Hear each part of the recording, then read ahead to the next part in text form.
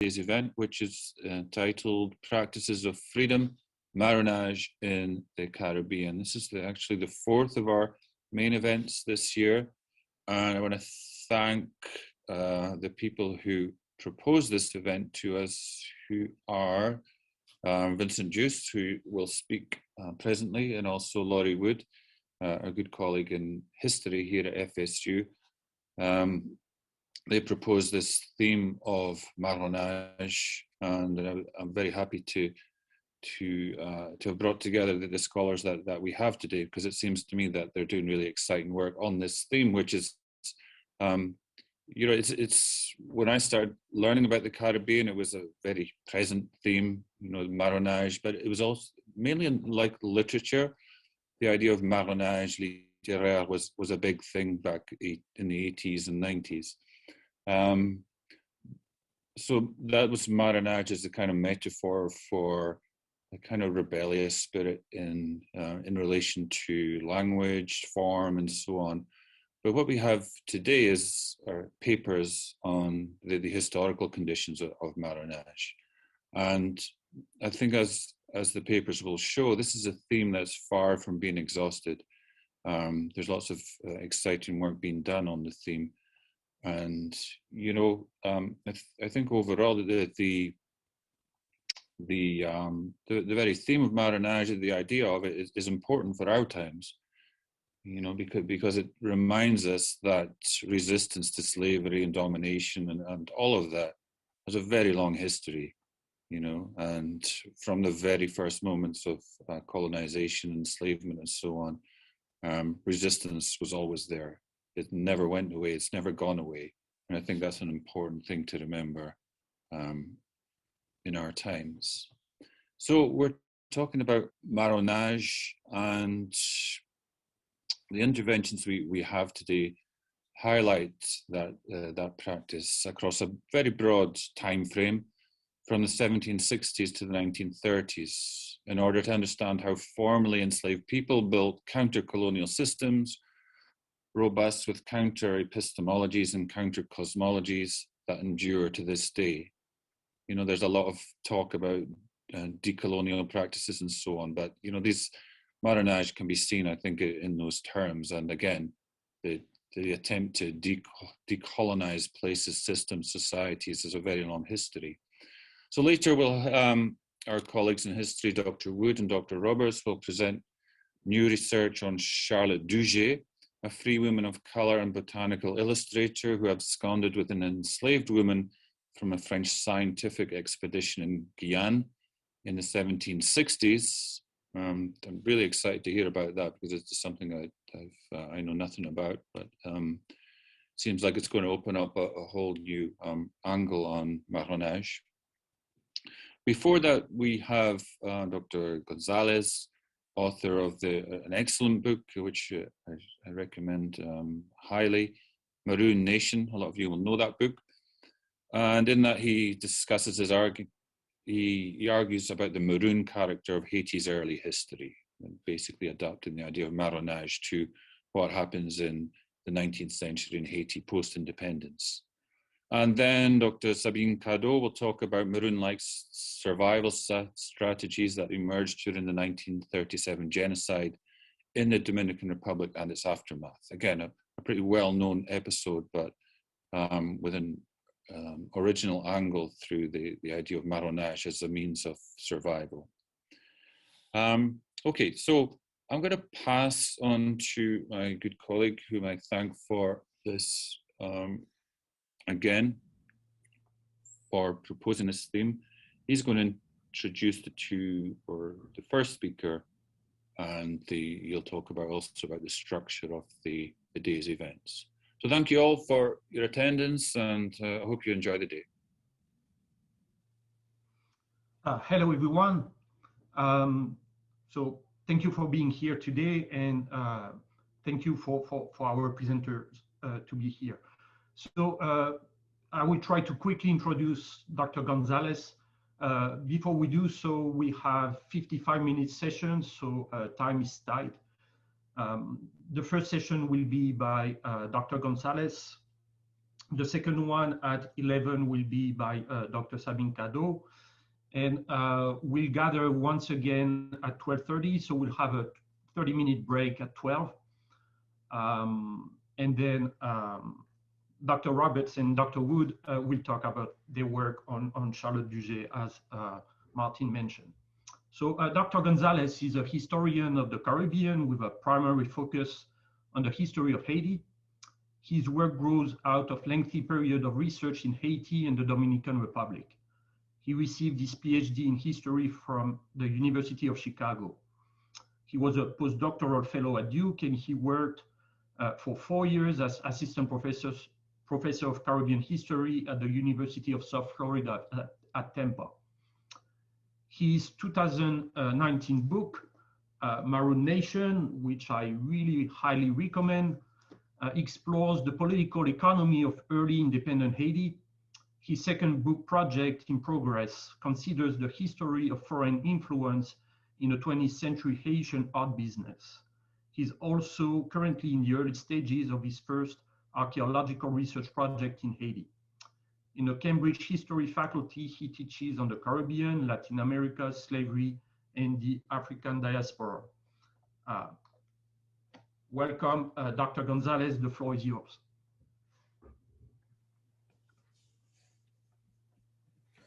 Thank you very much, Vince. I'd like to thank you and Dr. Wood for inviting me. Thank you, for your kind words about my book. Ditto to Dr. Monroe. I had a lot of good years and interesting experience in Florida public higher ed, so it's kind of cool for me to be back in that atmosphere and even sometimes occasionally seeing a familiar face. So thank you again for bringing me to this very interesting programming. So they were kind to to pump my 2019 book, and today I've got a cool announcement about the book, which is I think even better in some ways than a paperback new edition. It's that the inevitable, the thing I've been waiting for quite some time, has finally happened. It made it to those bootleg sites, Z Library. So now, steal this book. And, the publishing's a disrupted sector. The academy's a disrupted sector. It's tough to stand against the tide. Reddit is in the news, and this reminds me that Aaron Swartz of Reddit, the late Aaron Swartz, was that guy who hacked JSTOR and made it public to the whole world. So this is sort of, the times we live in, if there's to be contestation over the ownership of knowledge, etc. Anyway, the book's argument is that we had a lot of interesting work by, Jean Fouchard, and I'll be talking about the 20th century debates about marronage, marronage in symbolism, marronage in art, marronage in historiography. But there's a kind of weakness to the thesis. Maybe it's kind of true that there's deep layers, it goes back to 1520s really, of, and also arguments about maybe the Sampuel society or maybe some other things, apart from a variety of agrarian lifeways, even suggest that there's a kind of, longue durée native dimension to rural resistance on Hispaniola. So the argument about Maroons making the Haitian Revolution has a certain weakness. And one of the weaknesses is that actually the populations of Maroons weren't so substantial, and this actually can help feed the revolution, the insurrection, the explosion itself, given that in many ways Maroon settlements and deals made with Maroon settlements, or geographies that, like the Guianas and Brazil, that facilitate long-term Maroon flight, in some ways work as a safety valve. So the argument that the Haitian Revolution was made by Maroons, I think, is less true than the argument that paradoxically that the Haitian Revolution creates more Maroons really than any place ever before or since, and that it comes to characterize in some ways the way the whole society works. And my view is that I'm sort of using the terms of the language, the ethnography, the culture itself. I'm hopefully not sort of dragging it in or imposing it. So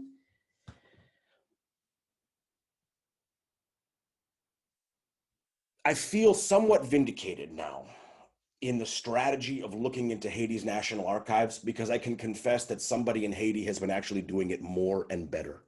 One of my quips is that if a tree falls in a language other than English, will anybody know that it makes a sound?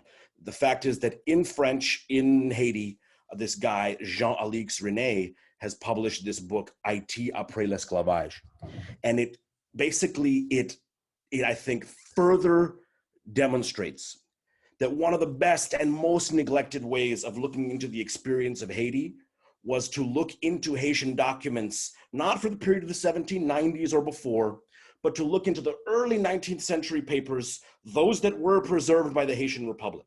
So in addition to the things that I've found about trade and a little bit of stuff about prisons or about state campaigns inside Haitian documents, the guy who lived there and had more access and was doing more prolonged work there found even more exciting stuff. Here I would say, this is a great question. Does the subaltern speak? Can the subaltern speak?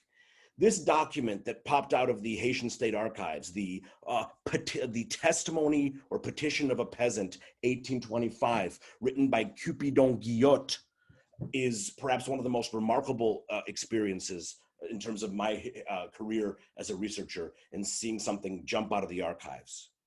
Because really, in some ways, Cupidon Guillot is like the ultimate early modern historical subaltern. And actually, I stopped myself there because he's a he. I guess I would be potentially sort of, even more of a tone-deaf macho sexist if I called this man the ultimate early modern subaltern. But apart from that, okay, he's a survivor of the Middle Passage who lives as a civilian farmer surviving colonial slavery under the French, the violence of the Haitian Revolution, and then pretty much the first generation of Haitian independence. To find this document come out, it's almost like this sort of impossible dream kind of document. It's almost, epistemically the kind of thing you hear people repeat, we'll never find. Like, we'll never find the testimony of the slave woman dragged across, the mountains of the Middle East to serve, the city-state at Ur, written in cuneiform about wheat taxes. It's just the kind of thing we're never going to find. Here we found something of the sort that someone might have theorized, because we have this search for layers upon layers of the subaltern in the Haitian historiography. So Carolyn Fick is looking for the military subaltern and the civilian subaltern. I was certainly digging for the civilian subaltern. I was digging for the African-born field laborer and their sort of reading their political and economic outlook, even their cultural and religious outlook, maybe against the grain at the point of repression. But to see these sources come out now is, to me, sort of extremely exciting about maybe even the horizons of possibility, as it seems to me there's even more sources sort of simmering in Port-au-Prince, at the museum and other places that are going to continue to shed light on this history of the Haitian Revolution from below.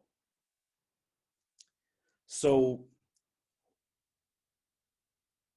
what I can sort of speak about in terms of my experience in like the Cambridge intellectual milieu is that the strongest thing I notice is that there's a kind of relentless spirit of criticizing categories and constructs, and that sort of quibbling every category helps deal with this issue about the power of teleology in broad historical narratives about the age of revolutions.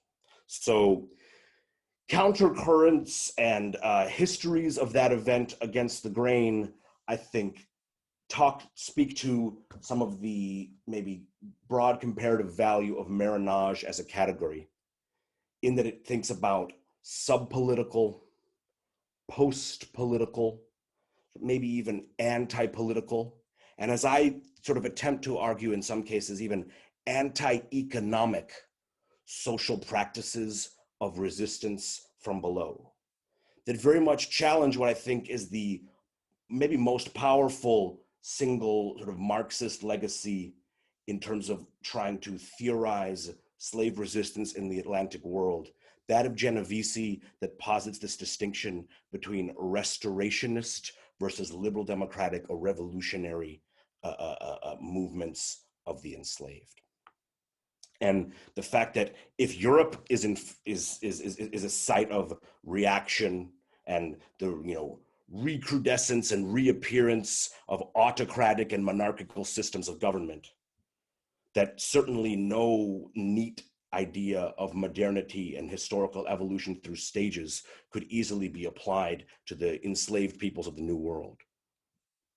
And that part of, I think, the evolution of Maroon studies and the strength of a lot of the scholars who are working on it is that they're willing to sort of read against the grain of nationalist myth-making, the sort of search for the historical hero in favor of sort of discovering the ambiguities and the contradictions of what is sort of, I think, true of the Maroon condition at various points in history.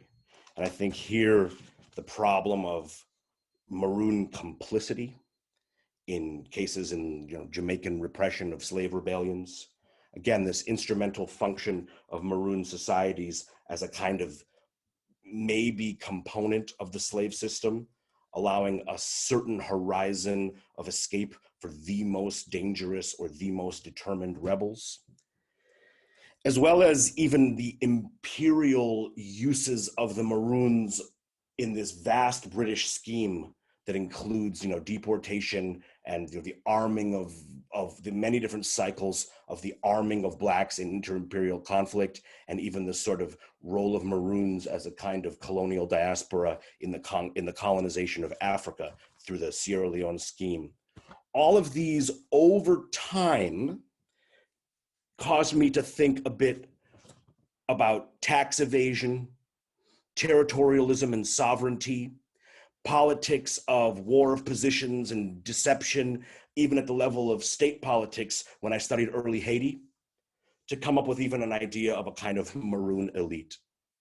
Here I was very influenced by the Haitian theories, I'm not saying that the lumpen bourgeoisie may have come from someone like Gunder Frank or from a range of other thinkers. I've had people tell me where they've seen it before, but I think its use in the Haitian context as a kind of description of a kind of hardened cynicism of a ruling layer that is maybe, neither white nor of the people. And I think this gets to very interesting stuff about the uses of the Maroon legacy. And I'm actually asking myself, because I work in these waters and I meet a lot of people who work in the Maroon kind of fields.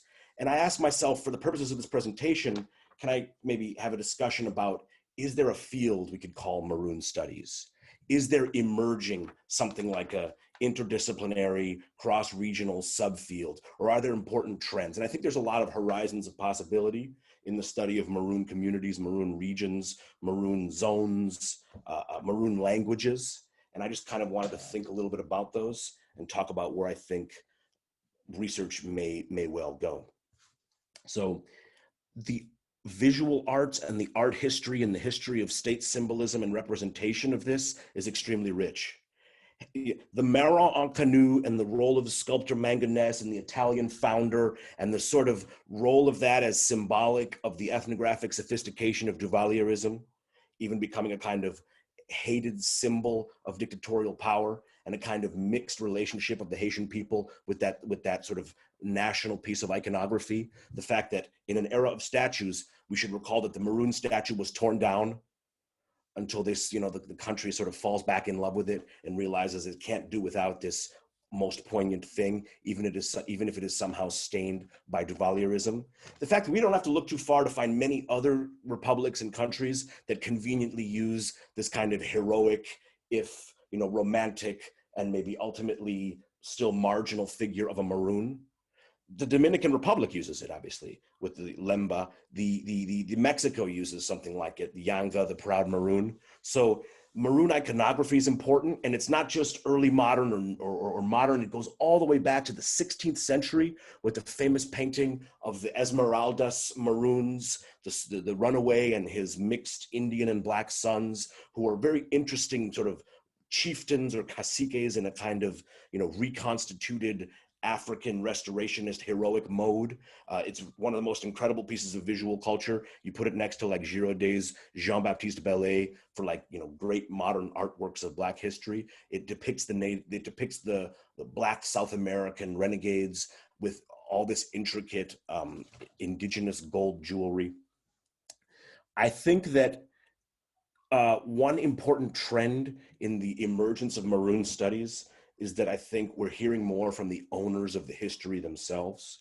That's to say, Maroons and descendants of Maroons are you know, maybe increasingly prominent voices.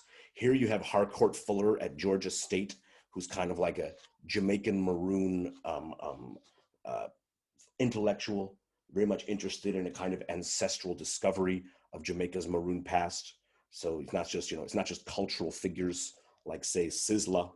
You have in Colombia, I think very interestingly, you have Maroon intellectuals like Victor Simara, who at Cartagena are kind of like the link between the Palenque community and the university sector. Certainly other historians and other social scientists are writing books on this sort of new, you know, reconsiderations of marronage. I can only cite Neil Roberts as one example.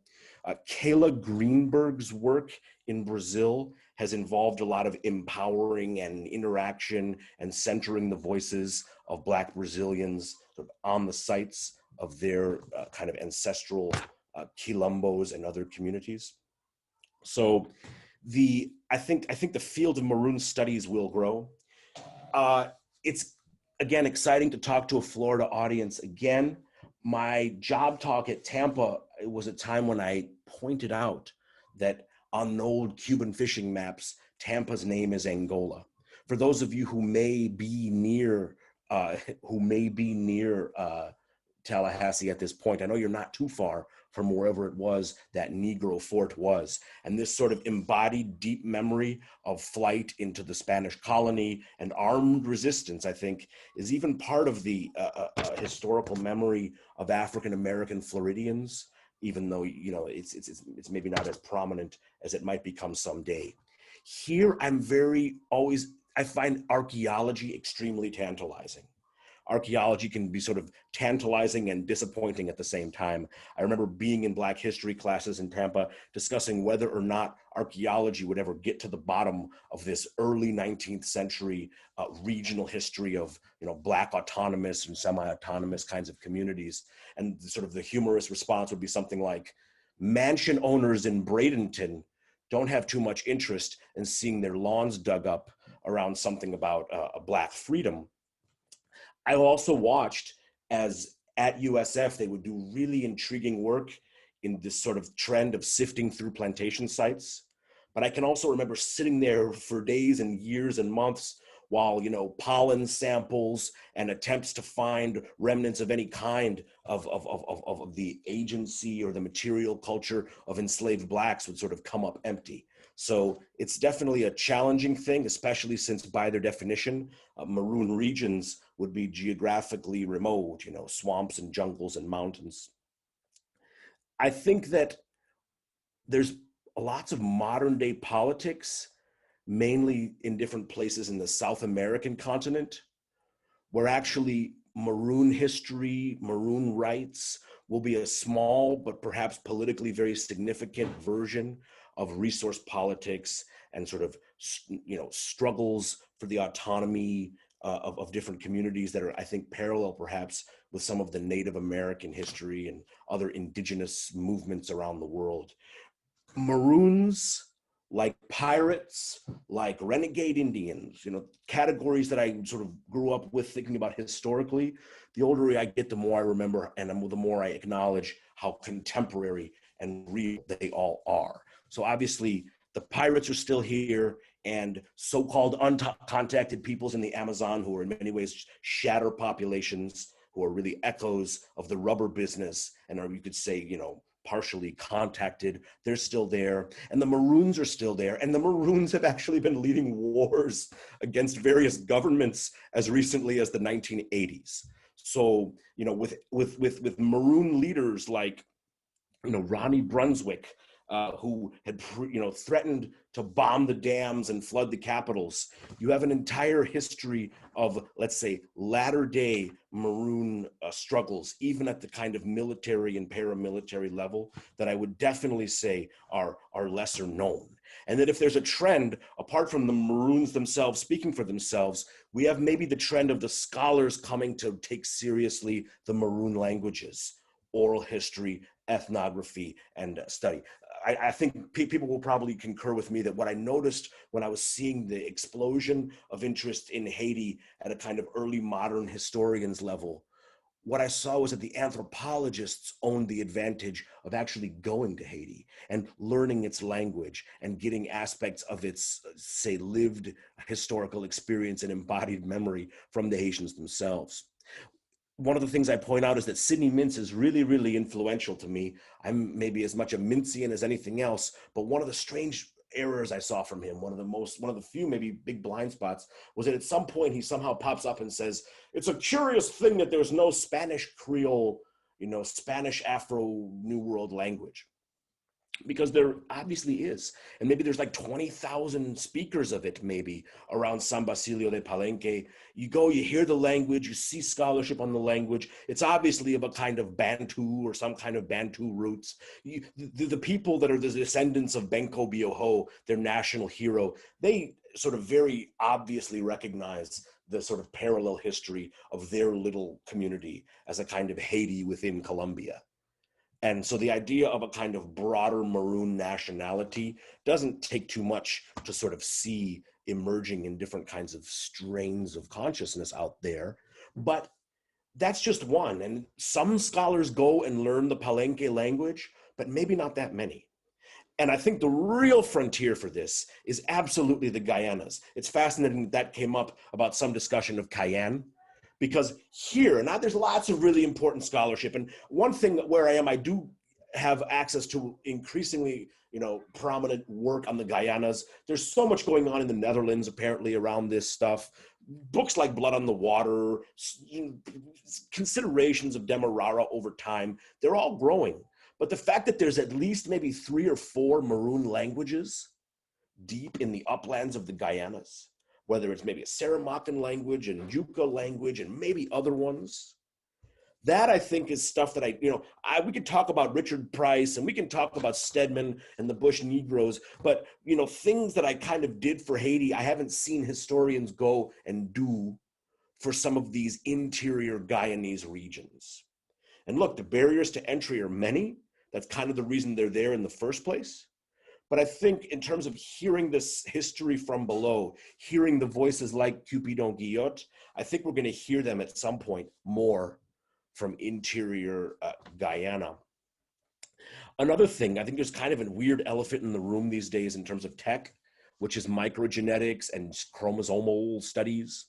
So I have a student working in pirates and working in the Indian Ocean and connections from the Indian Ocean into the Bahamas and the Americas.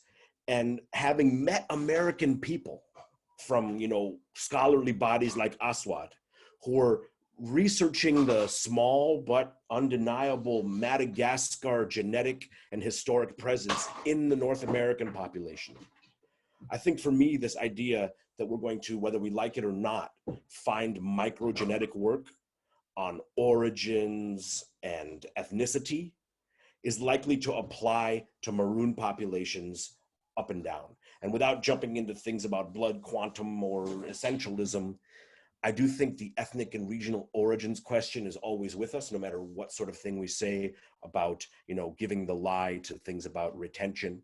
The fact that I think one of the things that really influenced me was seeing this possible importance of micro-ethnicities from the West African coast that I hadn't really learned too much about until I got into the field, let's say, learning about the Bisagus people and the Bisagus archipelago of Guinea-Bissau, and the idea that this might have been a kind of important rooted oral culture of decentralized resistance to the maritime slave trade that gets a kind of recapitulation in the New World, and that there may be more Bizango in Haiti than there are Bisagus people still in the Bisagus Islands. But the idea of a kind of transnational African-centered perspective is somehow forced upon me when I learned that, again, Benko Bioho, who I bring to your attention, the Colombian forebear, was perhaps also a Bisagus slave. So again, I think Deep Guyanas is going to tell us more about this history, and possibly oral history and ethnographic work in the Bisagus archipelago and other places in West Africa will continue to give us more of a fine-grained history from, you know, the side of the people who lived, survived, resisted, and even, you know, shockingly subverted and at times unmade this notorious Atlantic slavery system.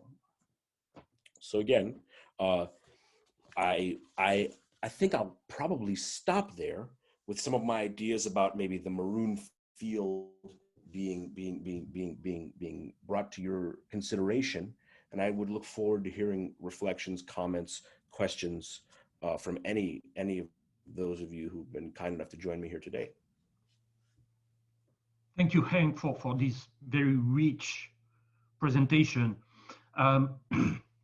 So please, if you have questions or comments, if you can post them in the chat, and my colleague Martin Monroe will fill them and ask the questions to Dr. Gonzalez. So I have the privilege of giving the first response, the first comments, and I have many, but I would try to be short. Actually, I have 3 comments. You were talking at the end of your talk about the fields of genetics and the new information, critical information that we had. It was maybe 2 or 3 months ago in Nature, we finally learned about the global number of indigenous people who were living in Hispaniola. We've read for many years that it could be from 100,000 people to 2 million people. But apparently we are talking more about 20 to 30,000 people. So I guess the comment that I have, could you tell us more about the links, the relations, or perhaps the historical mythologies that can be part of a certain kind of nationalism also that is linking the Taino past or the Arawak past in Hispaniola to Maroon Age.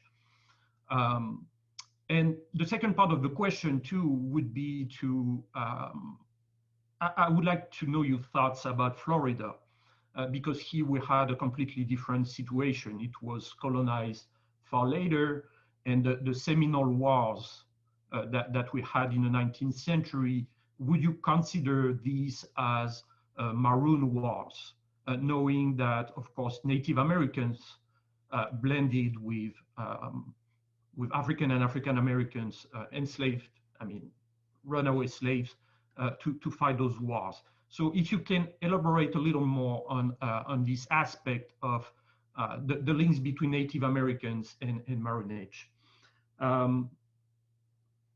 The second question that I would have, I will be very brief. I completely agree with you when you talk about means and language.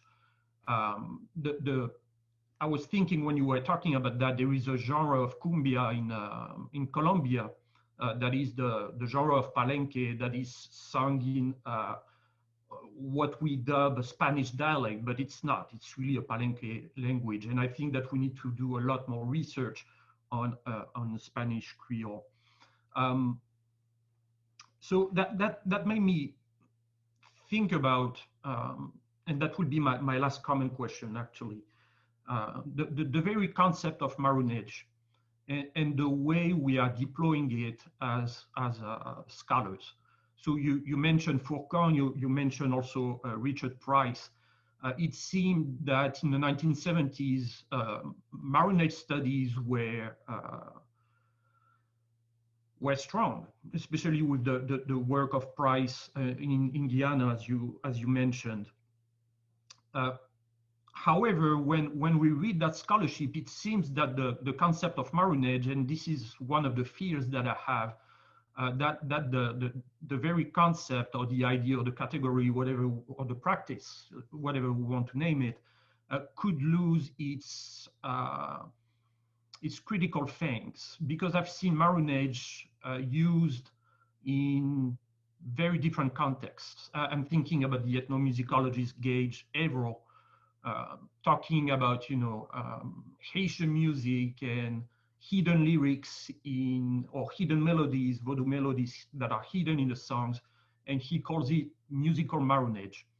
And I'm having a hard time buying those arguments. So if you could clarify for us, what do you think about how can we use that category of marronage?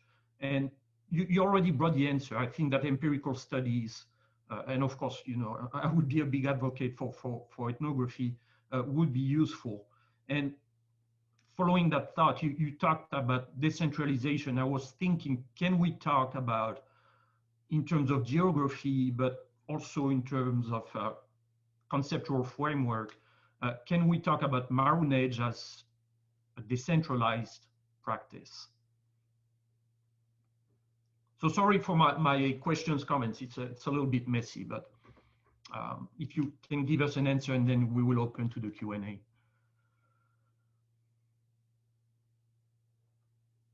Okay, I'm unmuted. Okay. On numbers, games, and history, it's important that debates over Hispaniola, this nexus, and its numbers became a point of departure for debates over numbers, games, period, and methods around this. 2 million to 20,000, that's a lot of orders. That's a lot of, and by the way, I think it's very bold and exciting that you've brought us sort of that take on that use of that evidence. I am instinctively suspicious of 20,000. I'm instinctively suspicious of 20,000 agrarian carrying capacities in cassava, climate. I have my own sort of ideas about like meatness and power when we think about the flows of proteins in, fish business and ranching, which I'll come to again when we talk about how I think marronage in its initial language is sort of bestialization, right? Maroon is the name for a kind of goats, cattle, and swine that have gone feral.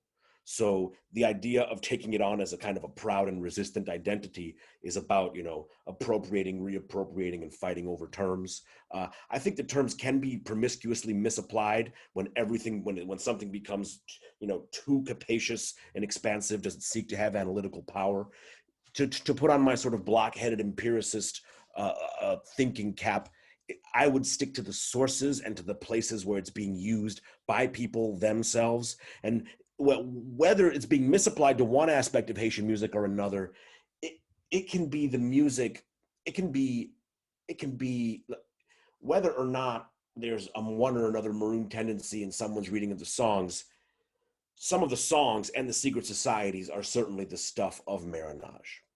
And it could be false meaning making that the Sans-Poil society is somehow considered related to ideas about almost mystical, lost, runaway mountain native rebels. But even if that narrative was read into things, it tells us maybe something. And I do try to talk something about the agrarian systems, again, carrying capacity, canucos, crops of survival. I think that the microgenetics things are starting. I think we're in the early stages of people because here's the issue. If this is an idea about like reading genetic diversity from some surviving people's mitochondrial samples, there were all these studies out of Puerto Rico, and there's all this sort of stuff in Santo Domingo. The problem is it's a very disrupted time and place where natives are being dragged around as slaves from other places. So actually, if there's a distortion, if natives are being dragged from the Yucatan and the Bahamas and other places, possibly put to work in Hispaniola, you could have studies like that, very distorted in terms of the size or not of a kind of in situ or original amount of people. So I say that it's a horizon, and maybe a kind of troubled horizon. But again, corn, cassava, the rich soils of all these different plains areas in all of Hispaniola, was that 20,000? Hey, more interestingly maybe is the whole question about what meaning we make out of numbers games. And that was certainly how Ralph Austin sort of introduced it to us at Chicago when I first started thinking about it at that level. Florida Maroon legacy, it goes way earlier than the 19th, because if you think about Stono Rebellion, what's the prospect? What's the idea? The idea is filter southward and escape to possibly beyond a medicine line. And then you can then, and by the way, 1697, Padre Jean to San Lorenzo de los Negros, Mina, the Santo Domingo slum suburb called Mina, is of course Elmina Castle, because these were maybe typically rebellious, Akan or Gold Coast people or whatever. So this idea of arming your enemy's slaves is way, way older than the British West India Regiment or the British Lord Dunmore's decree or the 1812 burning of the White House or all these other. It's quite an old thing, and it should be that one of the poorest, least equipped, demographically feeble empires, that of Spain, should be an innovator, as they were in the Haitian Revolution, in arming their enemies' slaves. That's why it's older in Florida than even just Andrew Jackson or First, Third, Second Seminole War. We didn't surrender till the 1930s. Place your bets. I'm aware of these kind of layers of struggles for sovereignty and ownership. But one thing I remember, this was kind of influential to me, secondhand in Tampa, hearing from some guy who went to the University of Florida in like the 80s or something. And the African-American Miami people who he met were the ones teaching him about how they are the original free people of Florida, blah, blah, blah. So I think that there's kind of a deep history of that in Florida, and it's obviously it's mixed indigenous. It's part of early modern political struggles. It's part of geographies and climatological dimensions of resistance and disease landscapes. So I definitely was sort of seeing that and thinking about that somewhat in the Florida context. For Colombia and Colombian culture, music, language, it's like sometimes the stuff's so obvious and so easy. It's like every place that people are named Coffee, every place that people are named Kwashi to this very day, like they are in Haiti, like they are in Colombia, these are sort of very, very rudimentary, signposts to tell you that West African linguistic and cultural, let's say, in integrity maybe, is sort of literally written in the phone book. So these are thoughts, and I'm definitely interested in hearing from the broader Q&A, and hopefully I've not dodged these questions of yours. No, thank you. That's great.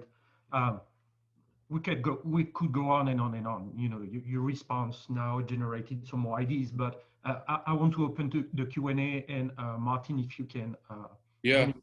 Yes. Thanks, Hank. This is a really nice way to start the discussion. Vincent, I want us to take a note. This is something that we should certainly follow up on, the idea of this Florida, African Florida, for future conferences, because it seems that there's a lot there, of real substance, and that could really feed into our future work. So let's just remember that. But I do have a question just now, which has come from one of our graduate students here, Mehdi Chalmers, who I believe is in Port-au-Prince. So here's an interesting question for you, Hank. Mehdi says, in common Creole, marronner means active, avoidance, and reliability, and is sometimes described as a negative Haitian trait.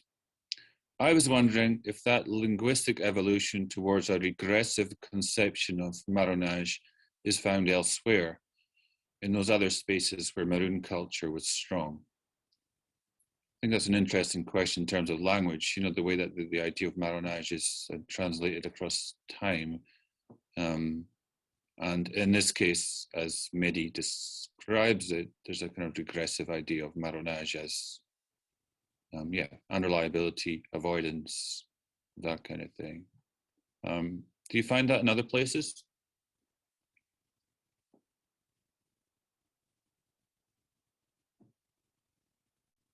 Hank, you're on mute. I'm notorious. I always do that. All right. So I think there's interesting answers to that. So the idea of evasiveness, that's kind of what I taught. That's why I got so into questions around tax evasion.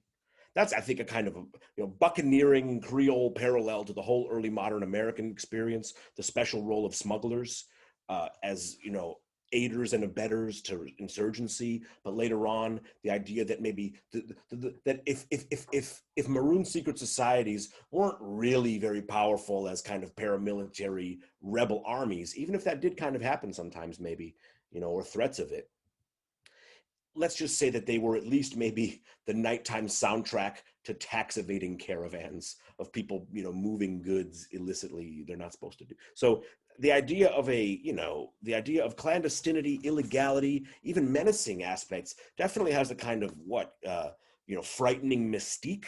Certainly this sort of menacing mystique of bad magic is in many different layers of the of parts of the religion and the popular culture. But the idea of, let me use a bit of a maybe jarringly presentist comparison to this idea. There's, I think, even a kind of ambivalent or even waggish, maybe Haitian idea about their own national character as méchant, like we're the bad guys. There's ideas about naturalizing ideas about graft or zero-sum forms of exploitation. In this, you might see some encoding of this with like the popular language of Zoe, not as like the Zoe gang, but like I'm a Zoe your ass, meaning I'm gonna borrow money or take a consignment of something and then disappear. You've been Zoed. This is I think a bit of like diasporic culture that I got from like media. That's, I guess, Brooklyn, New York, maybe parlance in some narrow sector. I don't know. But the idea of unreliability as far as the caper, and I think you see some versions of this with like Buki Timalis and things like that. The trickster spirit, the clever survivor, and there's all these stories of that nature as well about, and I think that could have something to do with mercantile life, debts, negotiations in the marketplace, and then evasion and escape. But really, that's one thing, right? I'm a zoe you for that amount of money I owe you. But I think more important than that, actually, is that there are latter-day Maroons who are the undocumented people. That the experience of having to migrate and having to do it without papers and having to live in the shadows or somehow survive against all kinds of odds is unfortunately one that is drawn out in all kinds of south to south, Haitian migration to other parts of the Caribbean, as well as Haitian migration to parts farther afield. So I think I draw that straight out of journalism and straight out of popular parlance as well. Les Haïtiens comme des marrons à Guadeloupe was like a, Les Haïtiens sans papier comme les marrons à Guadeloupe. This is like a journalistic title, from a newspaper article from 15 or 20 or however many years ago. And it's not, some bold or new or provocative application of the term. It grows out of the parlance of normal life. The stray bullet is the bal marron too. So there's the idea of a kind of low-level paramilitary kind of danger or threat that the Maroon can strike like the Cobra. That's why the Maroon statue is not just got a broken chain, but he holds the famous machete. Thanks, Sam. I have an interesting question here from Kitty Rabbit. It's about methodology, and I'll just quote the question. I really enjoyed the explanation concerning bringing the subaltern to the fore of historical analysis and allowing the subaltern to speak, and also the point that archaeologists had an early advantage because they were on the ground, so to speak, and able to understand wider contextualizations by physically being in places like Haiti. So the questions are, how can historians help to continue to give voice to the subalterns without risking speaking over or for them? What interdisciplinary methodologies can we adopt, or have you adopted, that have helped to inform your work? Okay, that's a nice question about methodology and your role, I guess, your voice. That's a good question. And that's actually retying the knot just a little bit, because Kiri is one of the students that I had back in Tampa. And, will a loudmouth historian like myself, be speaking over the evidence, the owners of the history? Yeah, potentially. But I think that there is such a thing as ownership and embodied ownership. That's why I talk about maroon intellectuals themselves, people of a region, of an experience, that are going to possibly know at intuitive, experiential, and cultural levels what it is they are talking about. And that's why Haiti's intellectual production, being larger than a lot of other Latin American and Caribbean societies, means that Haiti studies scholarship is perhaps more owned by Haitians than some others, maybe. So that's an interesting question. There's a parallel there, for example, with like the University of the West Indies, okay, and its role as an intellectual milieu and a site for political debate and professionalization that is, leading many of the arguments around African diasporic history as well. But it's a good question, and I don't know if that's the best answer, but those are some of my thoughts. Thanks, Hank. We have one more question, maybe before we have a quick break. This is from Olga Romero Mestas. The question is, Miguel Barnett, in his Biografia de un Cimarron, puts the Maroon's voice as the center of his testimonial narrative. When studying Marronage, how do you research and include the voices of Maroons? I guess it's kind of related to the previous question, and I guess it's a broader issue as well about slavery studies, recuperating the voices of Maroons.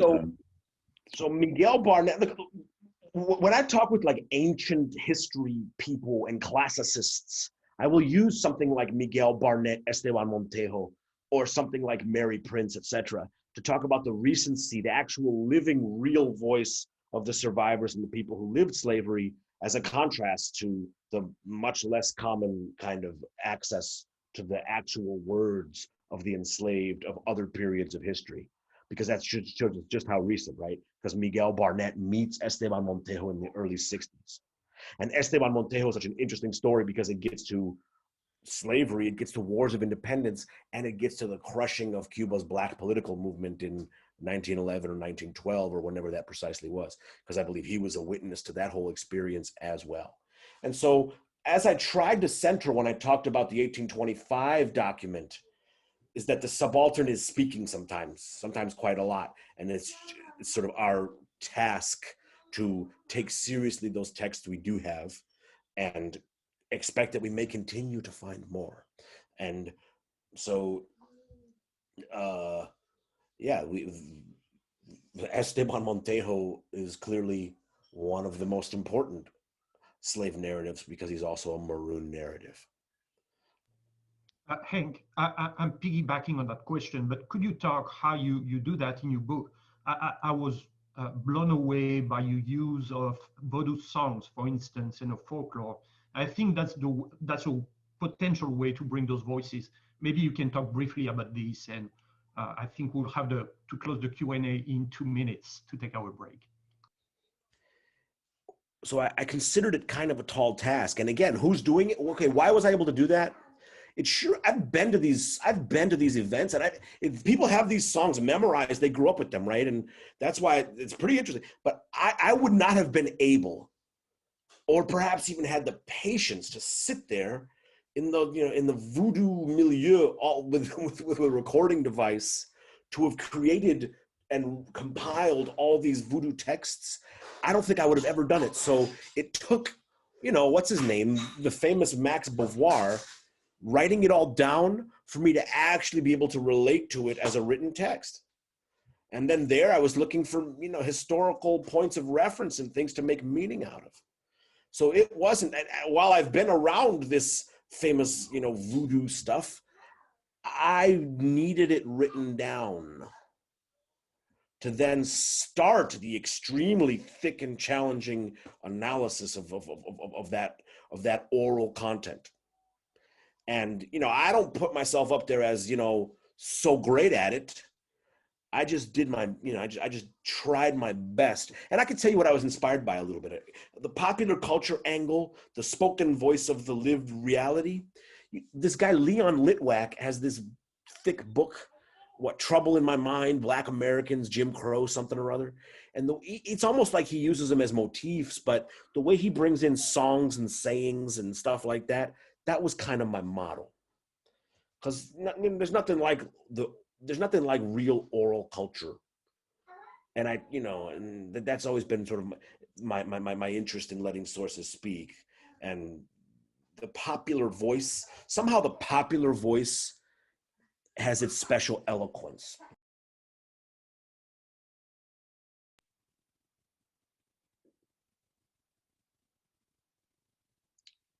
All right. I think we're going to just stop there. Let's thank Hank for this really excellent introduction to the theme and to the day's other talks. We're going to just take a 5-minute break, come back at 11 with Dr. Sabine Cadeau. Vincent will do the introduction there and we'll go straight into her presentation. Anyone who's posted, I think we have one question left over from this session. I'll try and put it in the next session as maybe Hank can respond to it then. But for now, let's take 5 minutes and we'll start back up at 11. Thank you.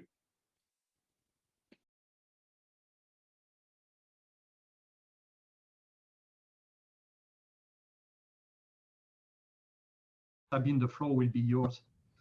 So Dr. Sabine Cadeau is a historian of the Caribbean and the broader African diaspora. She's interested in histories of slavery, empire, race, citizenship, and human rights. Her forthcoming book, More Than a Massacre, Racial Violence and Citizenship in the Haitian Dominican Borderlands, is under contract with Cambridge University Press. The book traces a successful worsening campaign of explicitly racialized anti-Haitian repression that began in 1919 under the American occupiers, accelerated in 1930 with the rise of Trujillo, and culminated in 1937 with the slaughter of an estimated 20,000 civilians. Dr. Cadeau is currently a postdoctoral fellow at the University of Cambridge in the University of Cambridge Legacies of Enslavement Inquiry. Her current research explores the University of Cambridge's historic connections to slavery and colonialism. At Cambridge, she organizes regular public events on the legacies of enslavement, and she organizes the Slavery and Its Afterlife seminar series hosted by the Legacies of Enslavement Initiative and the Center of African Studies. Thank you for being here today with us, Sabine, and please. Thank you for giving me the opportunity to present my work here. I am honored to be part of a conversation on the practices of freedom. In 1937, an estimated 20,000 ethnic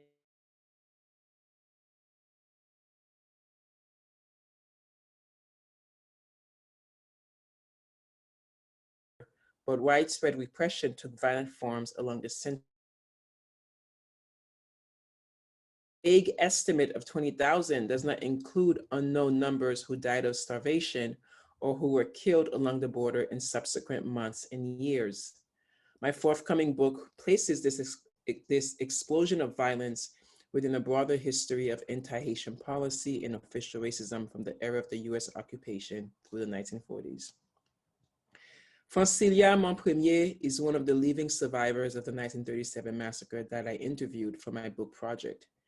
She repeatedly described the crossing of the Liban River into Haitian territory as an escape to freedom.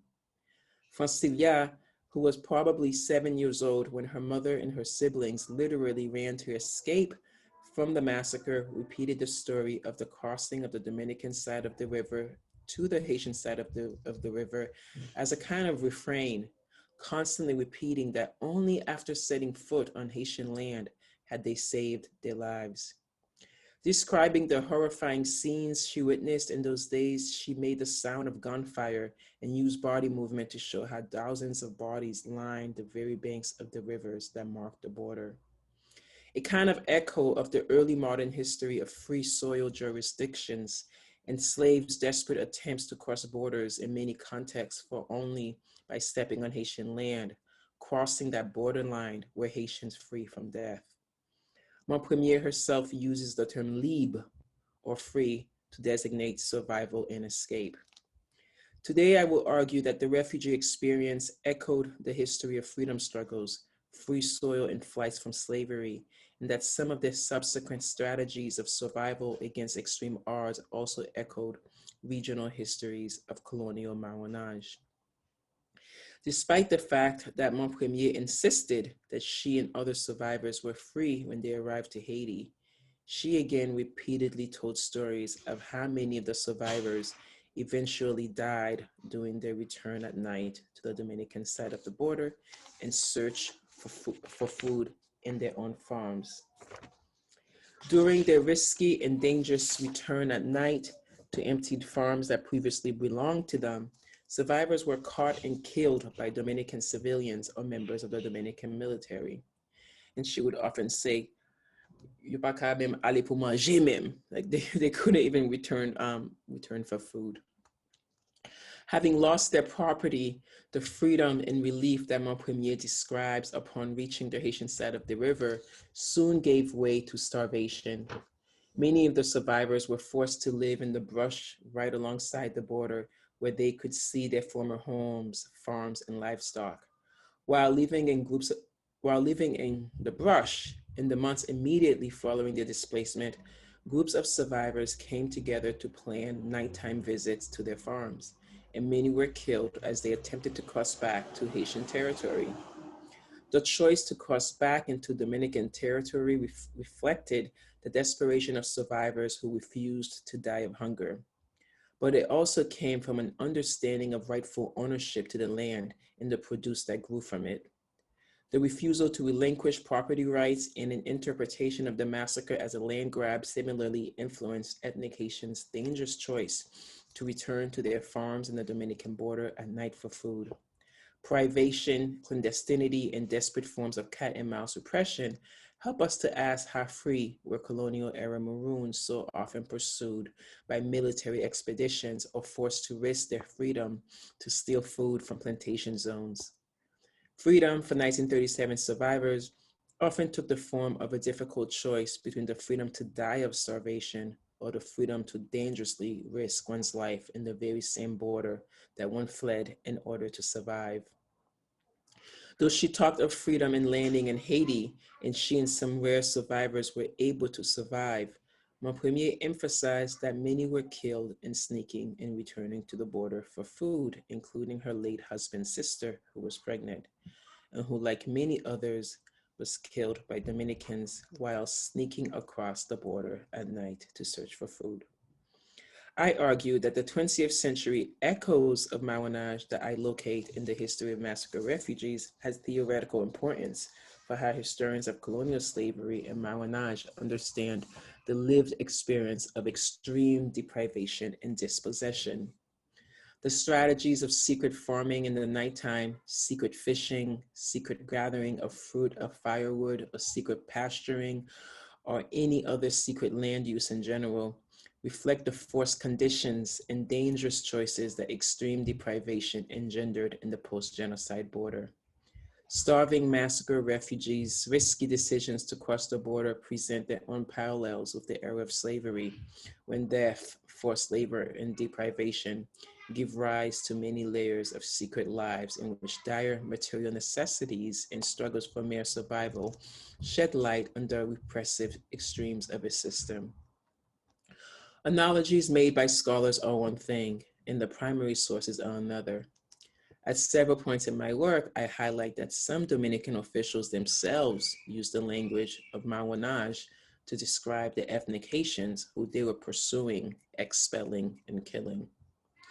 In February 1938, Inspector Jose Feliz reported that in the vicinity of the border community of La Descubierta, some ethnic Haitians refused to pay the immigration tax and instead retreated to the countryside and lived as, quote, complete Maroons.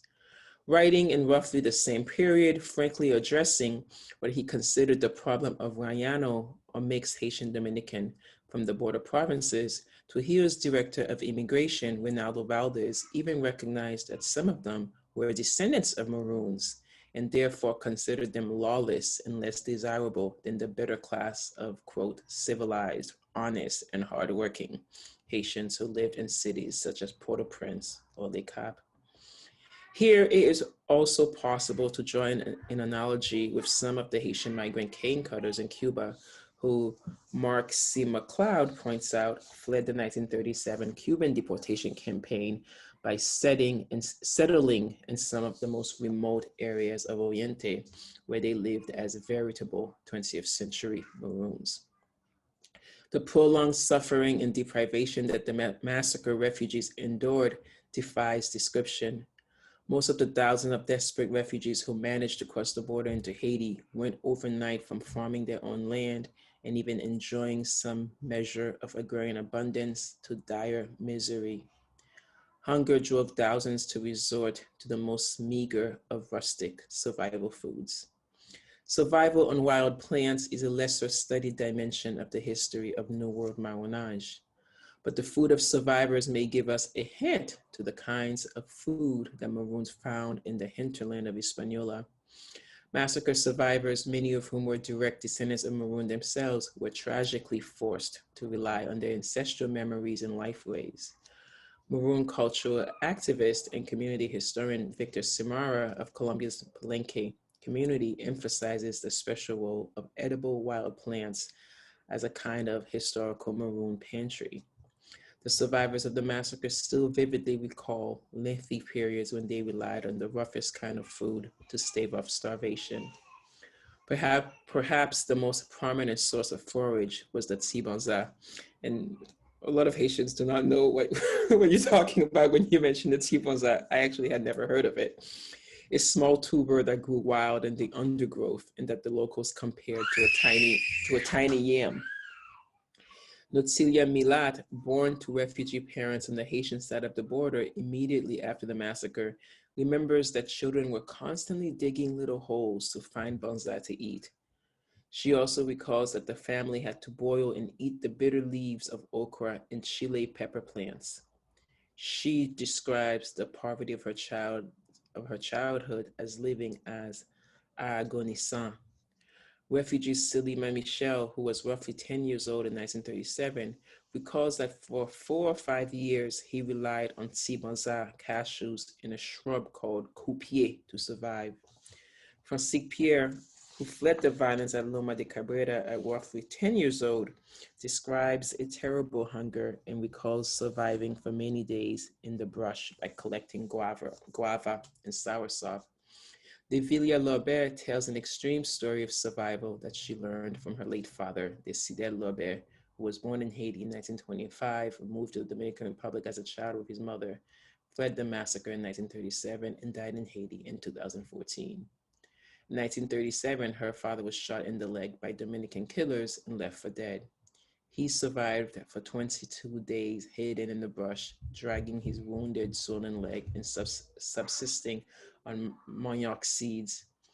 Upon arriving in Haiti and reuniting with his mother, Desidel Lobert and his family would scour fields to glean fallen grains of corn and stray beans to fight hunger. Faced with starvation, massacre refugees who left behind fields of rice and herds of cattle and swine were forced to take the most meager jobs in Haiti. Desidel Lobert, permanently crippled from his injury, would work a full day in the fields with his mother in exchange for one cassava plant to boil and eat. When Dieudonné Jean-Baptiste arrived in Haiti as a refugee, she performed day labor for local farmers, weeding a field in exchange for a can or two of millet or beans. When Eloisa Gédéon arrived at La Miel, she collected sticks for firewood and sold them for 10 cents a bunch before she was taken in as a domestic servant. In the years after the genocide of 1937 and 1938, some ethnically Haitian refugees returned to lands and crops that had formerly been theirs. Occasionally, refugees who came into direct conflict with local Dominican peasants who, by acquiring new lands, had become the beneficiaries of genocide. President Trujillo ordered the Dominican military to kill the returnees. Dominican soldiers, in turn, armed Dominican civilians in order to defend their land from ethnically Haitian refugees. In some cases, former neighbors and friends became enemies. Although most of the unarmed Haitian refugees who returned to harvest crops on their former farms were killed or forced to flee once more, land conflict continued between ethnically Haitian refugees and Dominican peasants backed by Trujillo's state. During the 1940s and perhaps throughout the remaining period of Dominicanization, ethnically Haitian refugees challenged Dominican sovereignty and Dominicanization by making territorial claims and by making use of Dominican territory for unauthorized cultivation, pasturing, fishing, and sometimes even secret settlements. In addition to challenging Dominican territorial claims through unauthorized land use, ethnically Haitian refugees and border residents sometimes committed acts of theft and destruction. This history represents an interesting example of the agriculture of evasion. What Scott calls the agriculture of evasion in the Caribbean context is the modern agriculture of marronage. Faced with starvation, some displaced survivors who practice a kind of clandestine agriculture that compares with marronage. The word conuco comes from the language of the pre-Columbian inhabitants of Hispaniola, who used it to describe the gardens where they cultivated corn, sweet potatoes, pumpkins, beans, and tobacco. The term has endured to the present day. For ethnically Haitian refugees who survived the 1937 massacre by fleeing across the border, secret conucos became the most widespread and common form of resistance to the Dominican state. By 1943, the Dominican military was increasingly concerned that its patrols continued to discover, quote, many cases of unauthorized conucos, and that these hidden Haitian farms had reached, quote, considerable proportions within national territory. These unauthorized cross-border conucos were found along many stretches of the border, but were most abundant in the central border region north and south of Ilias Piña. Since the 19th century, Haitian farmers have employed strategies of discretion, subterfuge, and local exchange in order to avoid paying taxes to a corrupt and unaccountable state. But following Trujillo's massacre and expulsion of ethnically Haitian border residents, an extreme form of clandestine cultivation emerged along the most rugged and remote stretches of the border. The project of growing crops on Dominican territory on vast stretches of remote mountain land led some ethnic Haitians to create a system of secret farming. From their homes in Haitian territory, clandestine farmers would commute across the border, perhaps under cover of darkness, in order to plant conucos of sweet potatoes or pigeon peas in the most hilly sections of Dominican territory. As years passed and the jungle swallowed up the pathways and numbered cement pyramids that delineated the border, Dominican military patrols came across more and more of these isolated gardens planted and tended secretly by ethnic Haitians. Hidden hillside farms represented a classic weapon of the weak.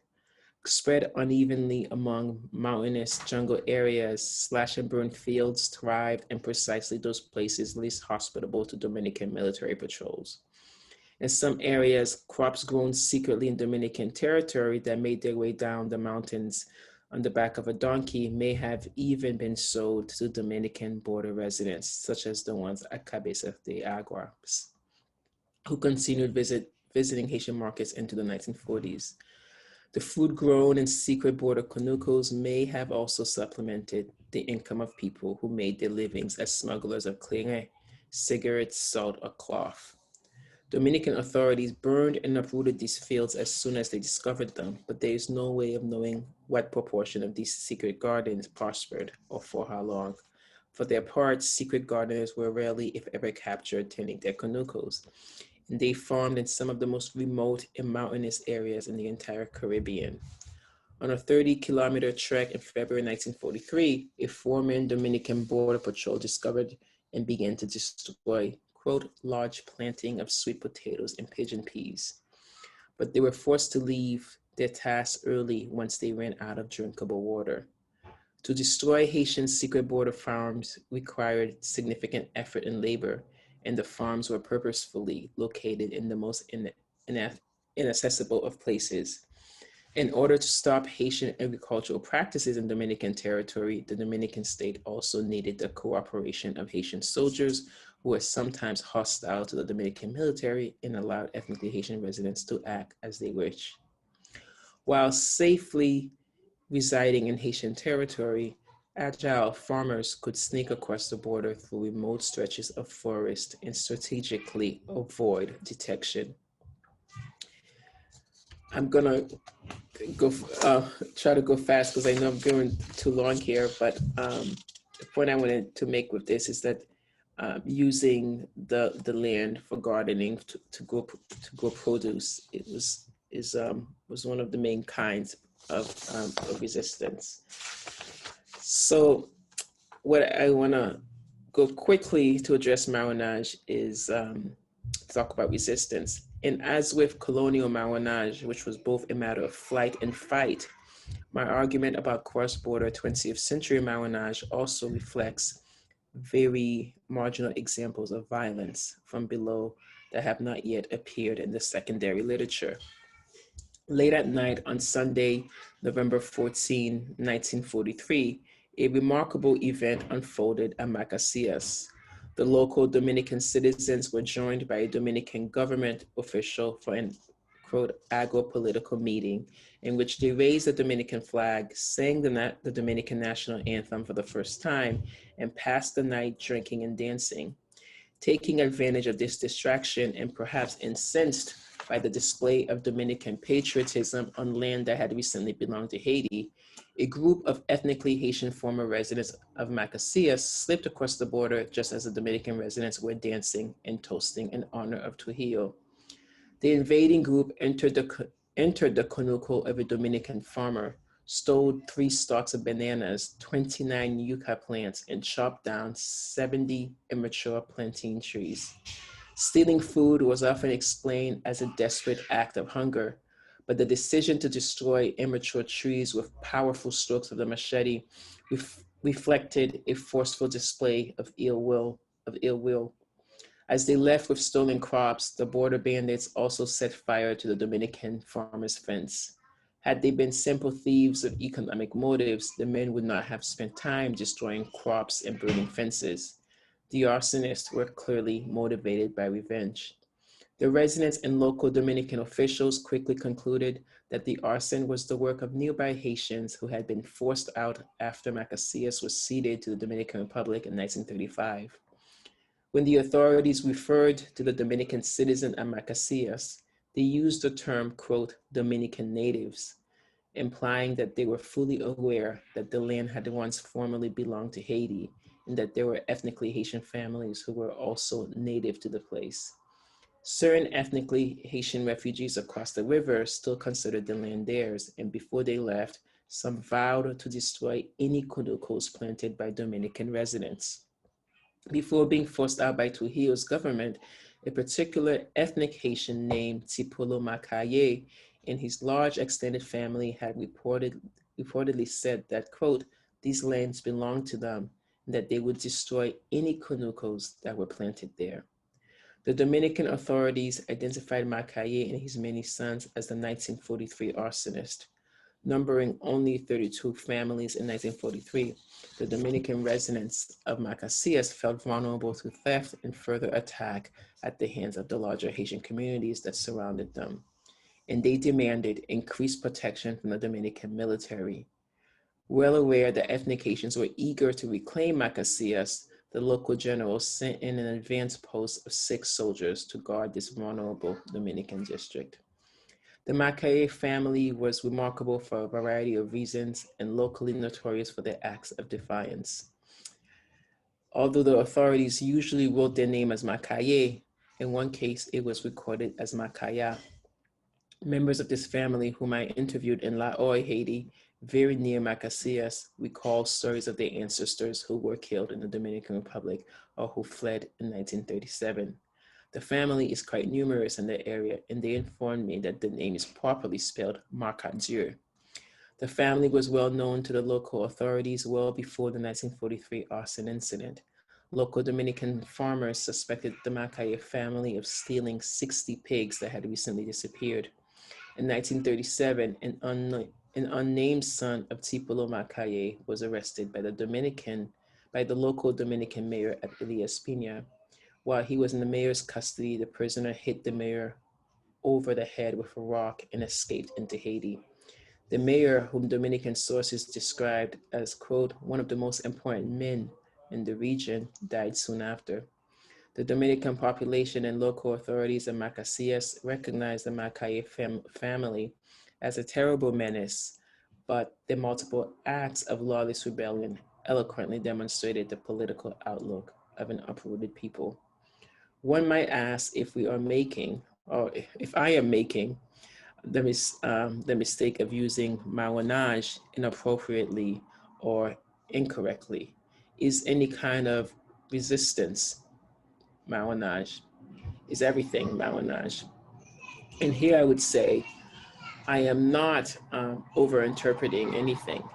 In the Caribbean context, in the mountains of the Dominican Republic, in the Haitian popular memory and popular language, this term and this theorization is organically obvious.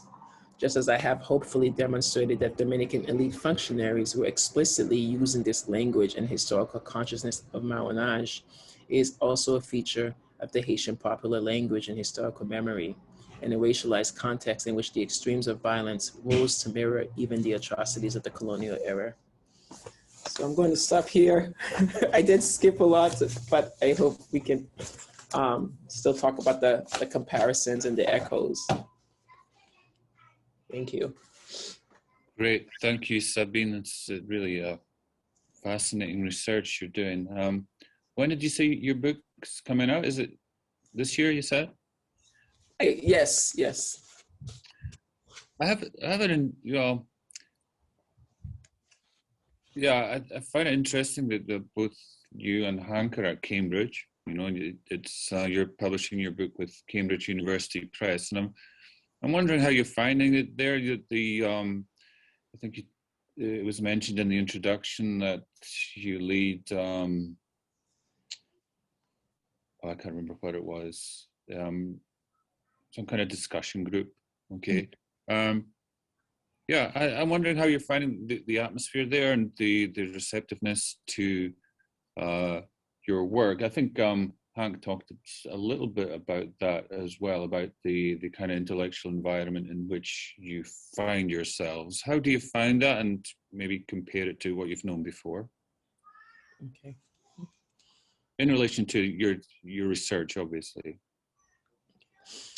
Well, my particular book was pretty much finished before I arrived in Cambridge, and luckily while I was at Yale as a postdoc, I was able to interact with the editor of Cambridge then, and so that was pretty much, but only it took me a long time to finish because I wanted to conduct oral interviews before I finished the book.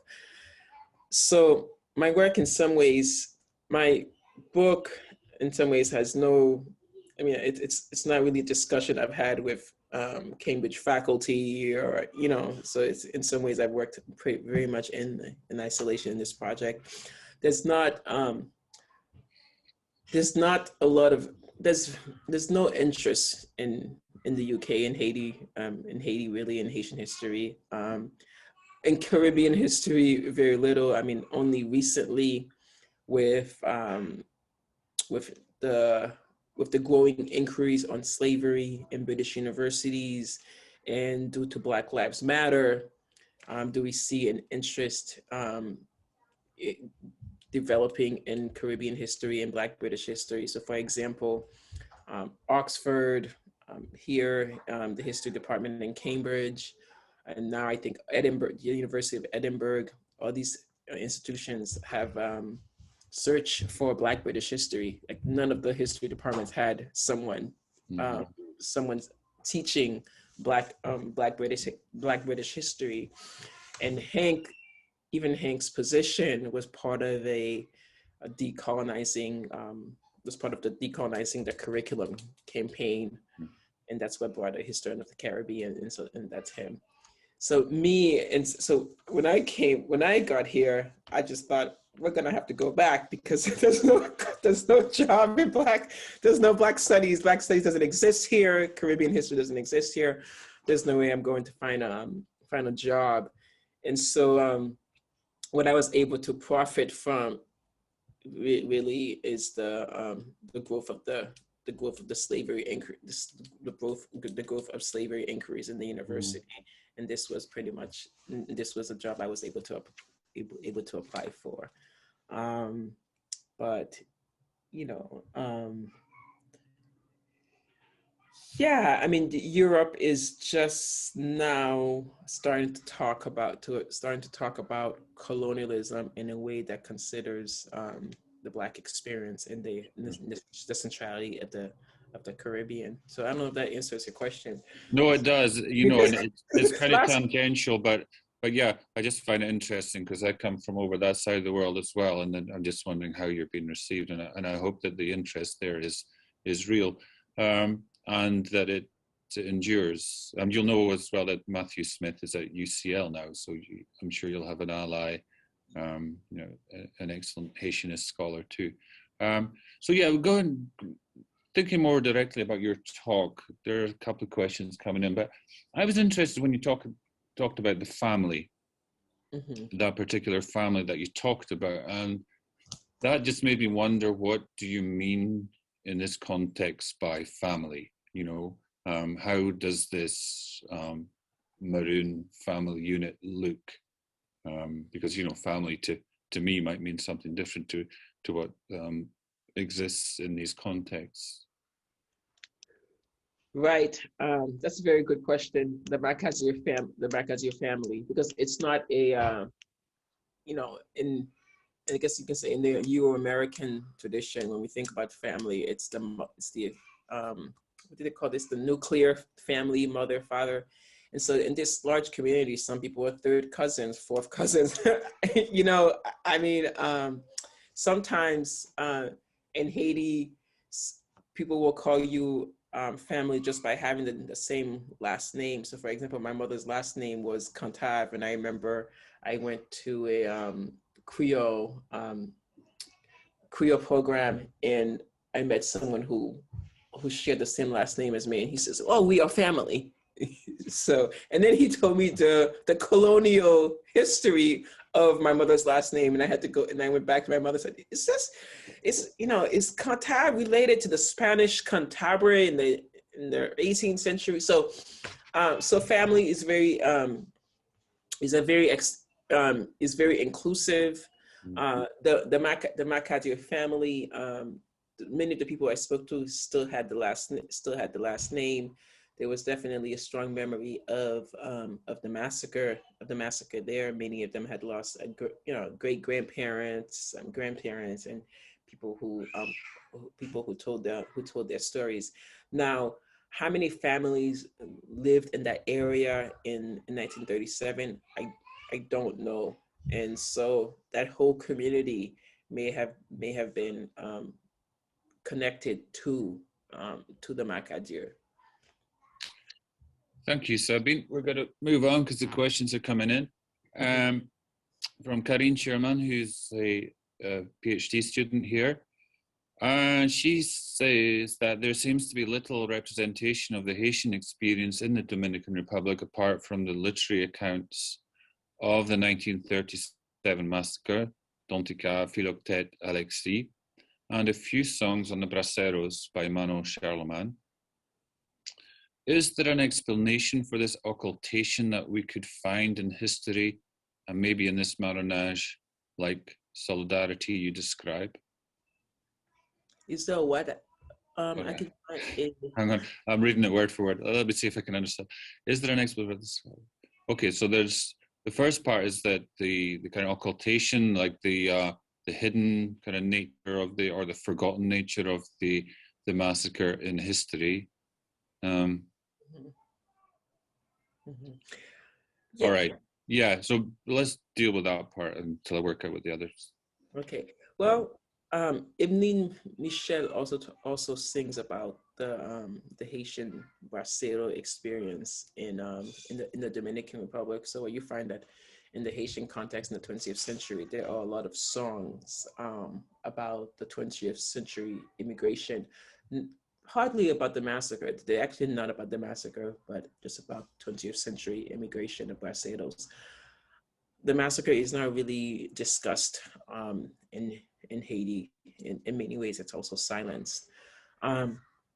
In Dominican culture, if you pay attention to the music, if you know Haitian Creole, you'll find that there's actually a lot of influence of the Haitian language in Dominican music in general. But I guess it's hard to avoid Haiti in Dominican literature, even in the 19th century.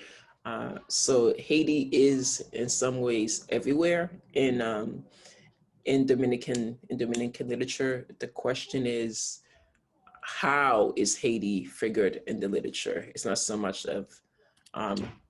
about absence. It's how is it? The question is about representation. How is Haiti represented? How is Haitian history remembered? And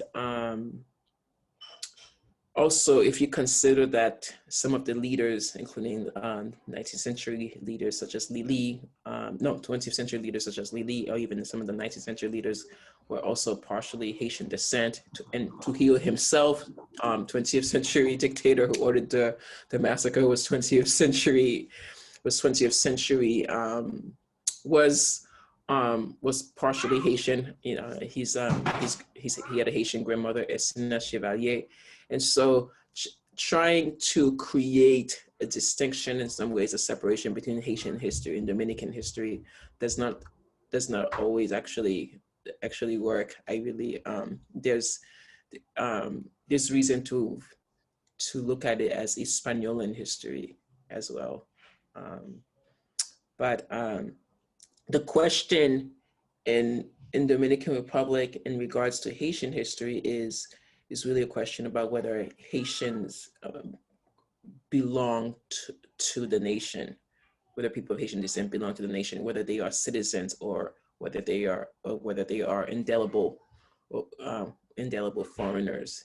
So, but I think the history and the representation is there. If you look at the political history of the Dominican Republic, especially women, for example, what you will find is Sonia Pierre, the Haitian Dominican political movement, some of the most prominent voices, prominent women in the Dominican Republic are people of Haitian descent, dark-skinned women of Haitian descent. So they are part of the history. They are part of the fabric, the political fabric, the economic fabric. I mean, you just can't avoid them. Thank you. The questions are coming in, so we're going to move on. And this is from Evelyne Laurent Perrault. She says, thanks, Dr. Cadeau, for your excellent presentation. A couple of questions. They've also been intrigued by the large numbers of Haitians who are living, owning conucos and working on the Dominican side of the border.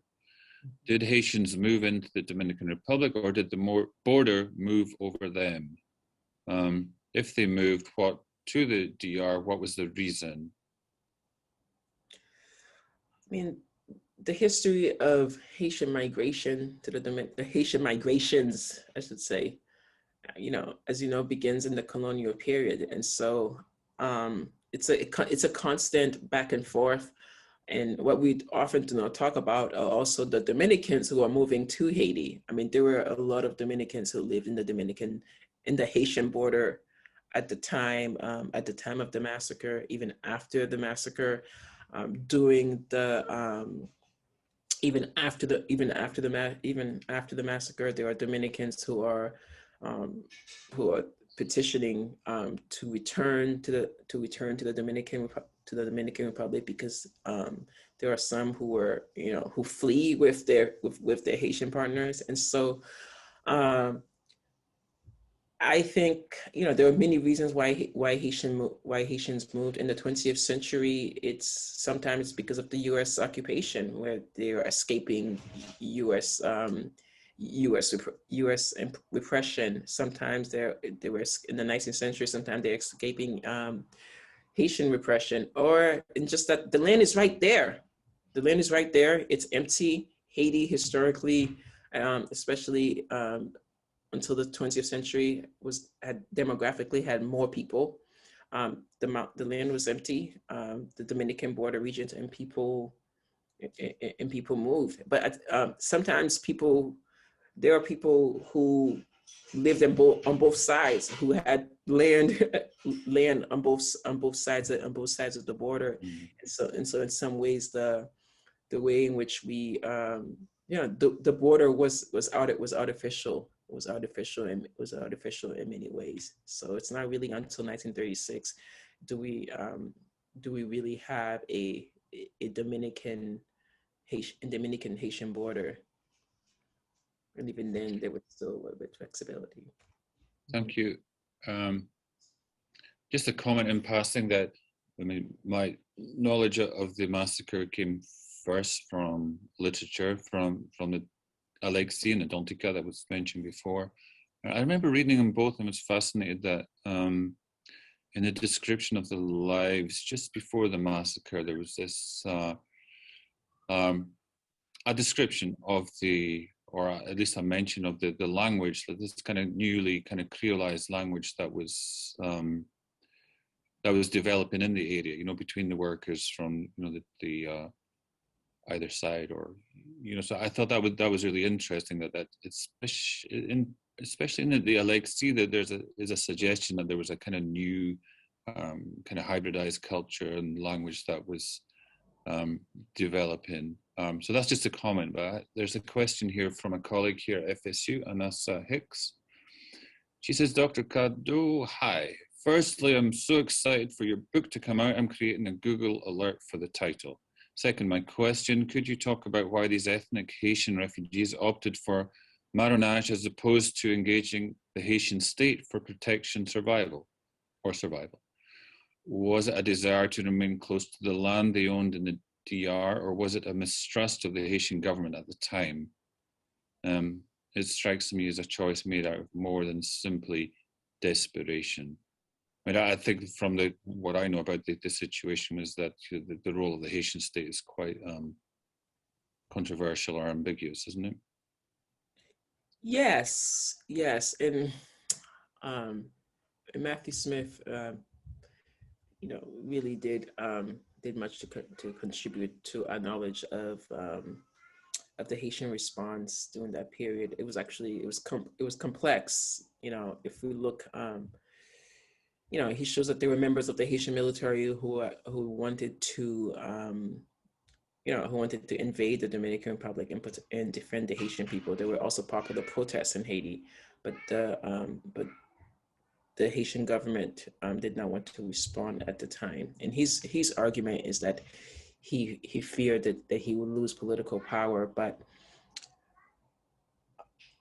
I think we still need to look deeper into that. Is it that he, that may, that doesn't surprise me. That was an argument Jacques Roumet also made at the time. But questions about the military capacity of the Haitian military at the time is also one to consider. Also, question, what did Vincent think about the military capacity? The one survivor had said, explanation was, it's hard to start a war with a country that has already started a war against you, a war that you were not planning. So, you know, how well prepared, how prepared was Vincent at the time? I think I guess what I want to say about that is it's easy when it comes to Haitian history to just to attribute any kind of response from the Haitian state to you know, to unaccountability or to mistrust, to corruption. And while that is sometimes true and perhaps almost almost always, but perhaps almost 99% true, it's it doesn't allow us to actually look deeper into the historical documents and to actually try to answer answer the question. So just assuming that it was just corruption is not enough. I think it's important to really dig deeper into the historical sources.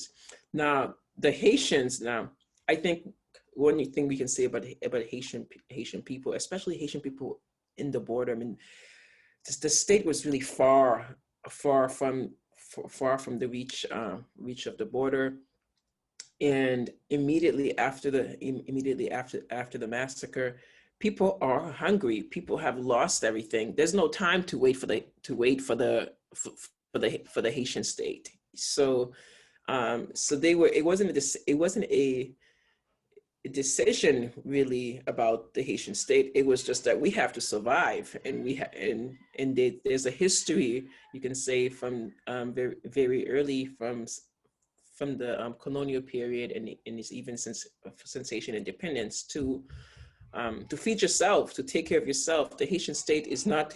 They're not thinking about the Haitian state, especially far from the border region. This is not, even though I use oral history for this book, it's really not an oral history. An oral history that that I do want to finish on the massacre. It has talks more about the Haitian state and massacre survivors' interpretation of the Haitian response. So. Yeah, I guess also, you know, if you're talking about the Haitian state, you have to think of the immediate context. You know, this happens only 3 years after the end of the U.S. occupation. So, I mean, you'll probably have thought of this, but the relative weakness of the state, or the vulnerability of the state to this kind of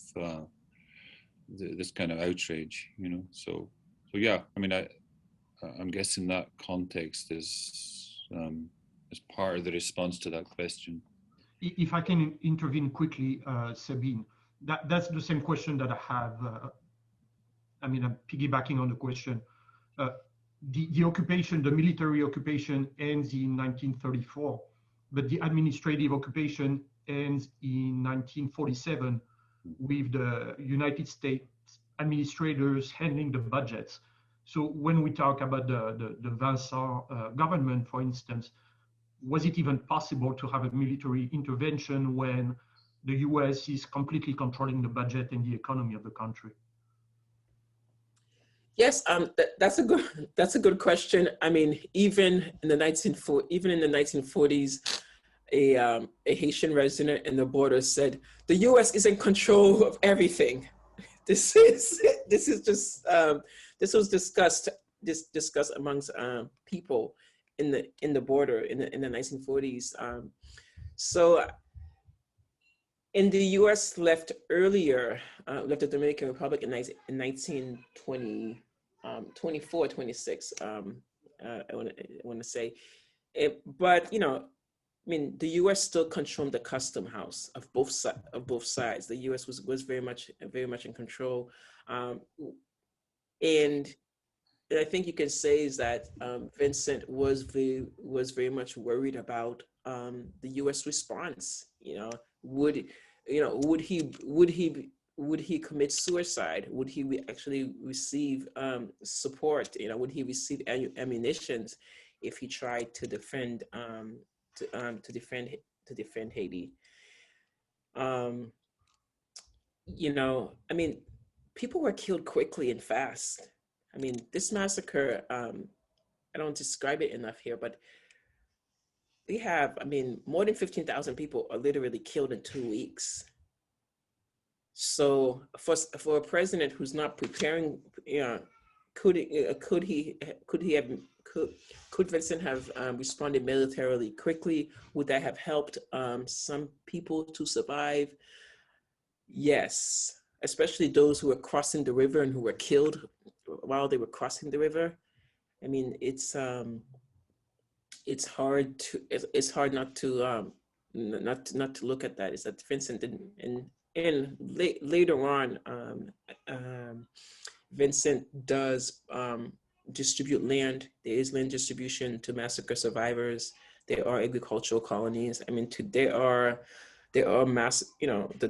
Haiti has refugee communities from the 1937 massacre. That you go to some regions, Los Cacaos, and everybody is a descendant of a survivor or survivors. So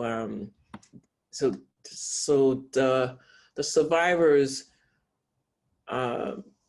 do recognize that at the end he did something, but in those early years, many were struggling we had to struggle for their own lives. The Haitian state was not there. So they couldn't wait. So to the person who said isn't that a choice? It wasn't a choice. And people were really angry that nobody defended them, that Dominican perpetrators got away with this. And so you have stories in the border in which a Haitian crossed the border and shot a Dominican and comes back and say, I have avenged, the Haitians. So yeah, so it's, they were, so the nation was fighting, you could say, but the state was never really involved. But that's Vincent. There are members of the military, as wings of the state, who actually did want to defend Haiti, but who were executed. But how did Vincent make these decisions? Senior Vincent himself never discussed the massacre. When he published several books, and he doesn't discuss it. So there is some kind of shame there. But so. Yeah. Our Vincent Juice has another question, and it's about your methodology, about your oral history work. It says it made him think of Roger Gaillard's work. How do you see your work vis-a-vis of Gaillard's? Can you talk about your methods? How did you meet your survivors, and how, as a researcher, do you do your work on both sides of the border? Really interesting questions, I think, for people like me who don't do this kind of work, but it's, it seems really a really engaging kind of way to carry out academic work. So yeah, methods and all of that. Mm-hmm. I heard Hank was asked earlier about Haitian voices, or does he see himself talking for people? Well, I definitely don't see myself as speaking for the Haitian survivors, but I used the oral history because I wanted to know how they understand the massacre. I wanted to know their interpretation, and to be honest, with the historical documents, I mean, there's still a lot more that I could have done with the oral history. While it's a social history, I still don't consider it the history yet of the memory of the massacre. So, which I'm still, I don't seem to want to leave this topic, so I'm still working on it. I started off, other historians have conducted oral history, so I'm not the first one to conduct oral history in the massacre. But what I did do differently was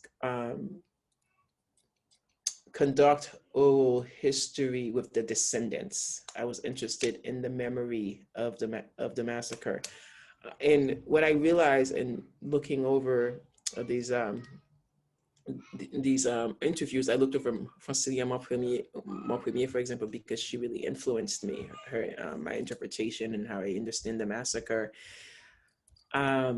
Haiti has a powerful oral history, powerful oral traditions. I mean, everybody in the colonies knew about the massacre and had specific stories, specific details of the atrocities. And even the title of my book actually comes from it comes from the interviews, because the survivors emphasize the continuous killing, the campaign of killing, the waves of killing that happened after the massacre ended. So if you're just looking at the historical documents in a way, the massacre ends in 1937. I mean, it begins in 1937 and ends in 1937, right? But we don't know when it really ended, and even in the. So what I did in terms of methods, I can say that looking at Dominican state documents was actually very valuable, because it confirmed even what the old interviews were telling me.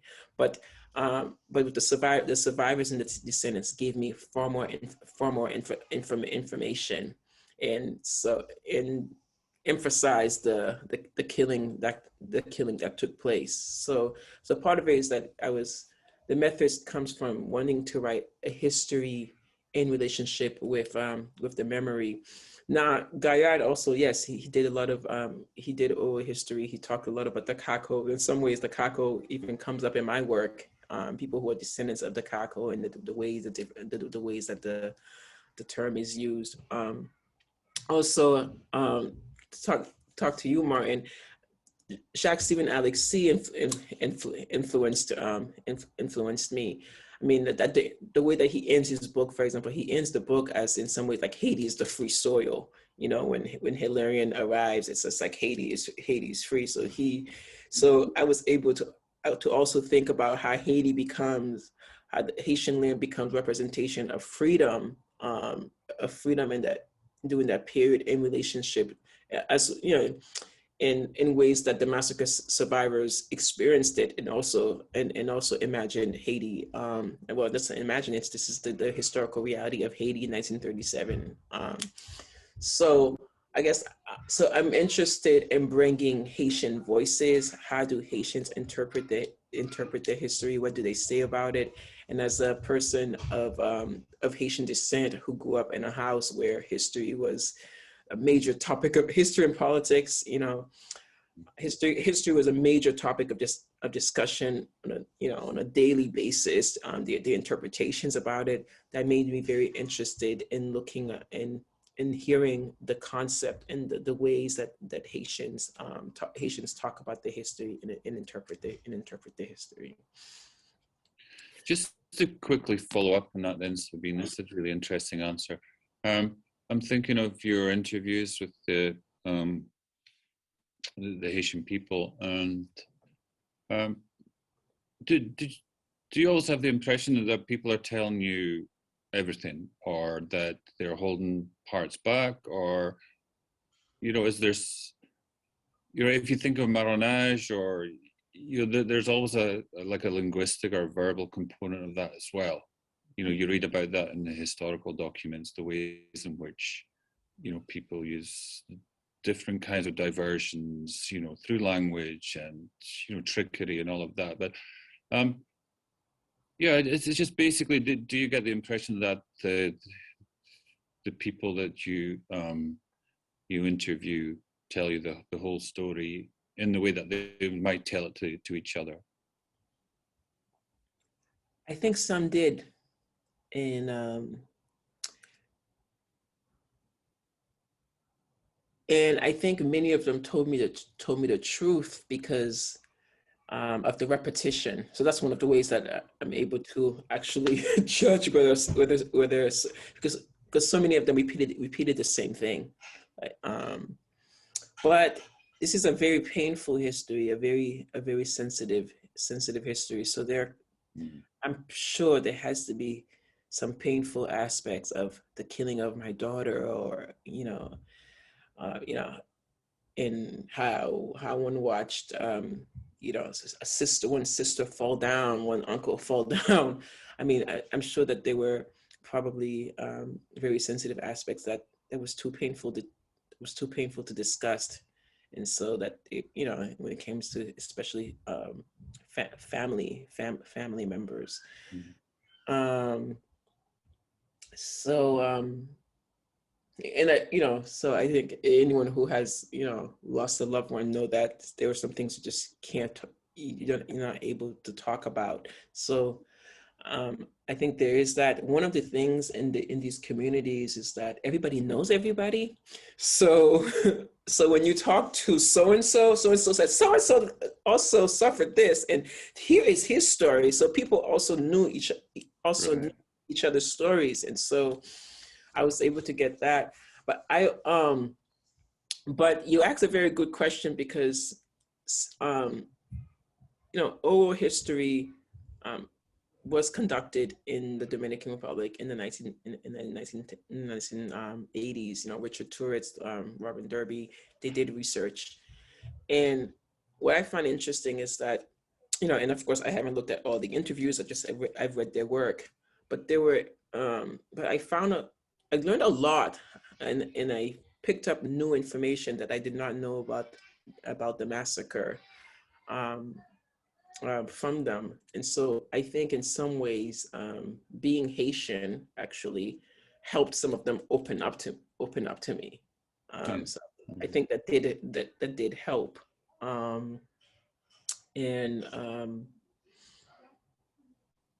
Yes, I think it did help. And there are interviews I have that were, Fonciliama Premier, for example, the one who I emphasized, it was deeply personal. She went on and on they told personal stories about the pregnant sister-in-law, the many relatives that she lost. And while I interviewed her children were there. So after I interviewed her, I was able to interview the son and the daughter, and everybody was participating. So in some ways, at times they were community interviews, or they were interviews of a whole family. And so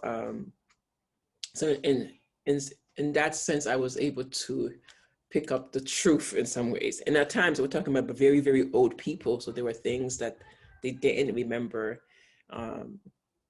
But surprisingly, they often remembered it very, very well, like it was yesterday, because it did bother them. It still affected them. People were still angry about what took place, and that's actually, I would say, that voice does not emerge in the literature at all.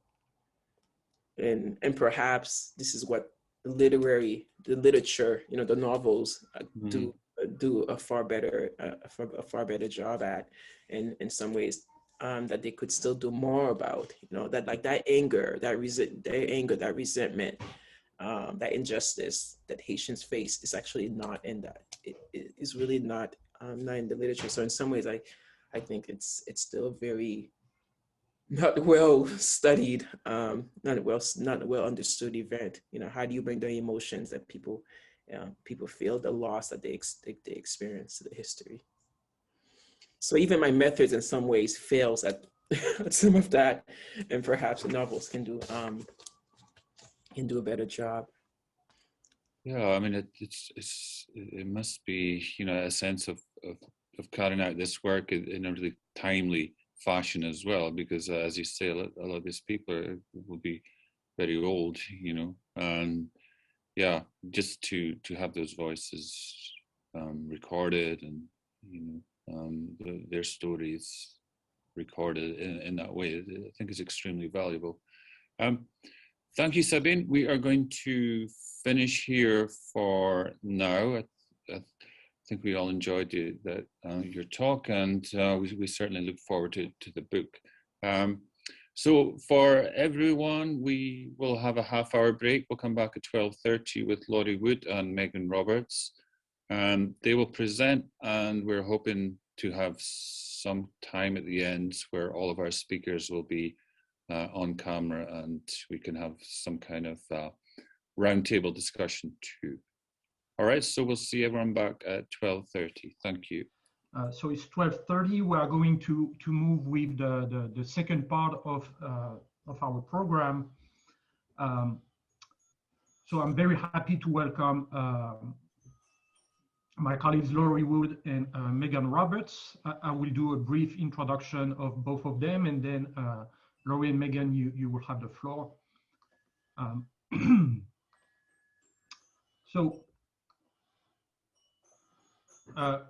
First, I'm going to talk about Dr. Roberts, who is an associate professor of history at Voodoo College and a specialist of the history of 18th century France, the history of science and medicine, and women's and gender history.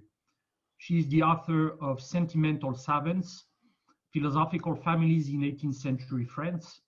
Sentimental Savants is the first book to explore the place of the family among the savants of the French Enlightenment, a group that openly embraced their families and domestic lives, even going so far as to test out their ideas from education to inoculation on their own children. She's currently working on a book about publicity, trust, and coercion in 18th century medicine. Laurie Wood is an associate professor of history at Florida State University, where she teaches courses in Atlantic, Indian Ocean, early modern European, and world history. Her first book, Archipelago of Justice, Law in France's Early Modern Empire, published with Yale University, evaluates the interwoven trajectories of the people, such as itinerant ship workers and colonial magistrates, who built France's first empire between 1680 and 1780 in the Atlantic and Indian Oceans. Her current projects include the everyday materials of colonial legal space and Flickering Fortunes, Women, Catastrophe, and Complicity in the French Tropics. Thank you for being with us, Dr. Roberts and Dr. Wood, and the floor is yours. Thank you so much, Vincent. I'm going to share my screen. 1 second.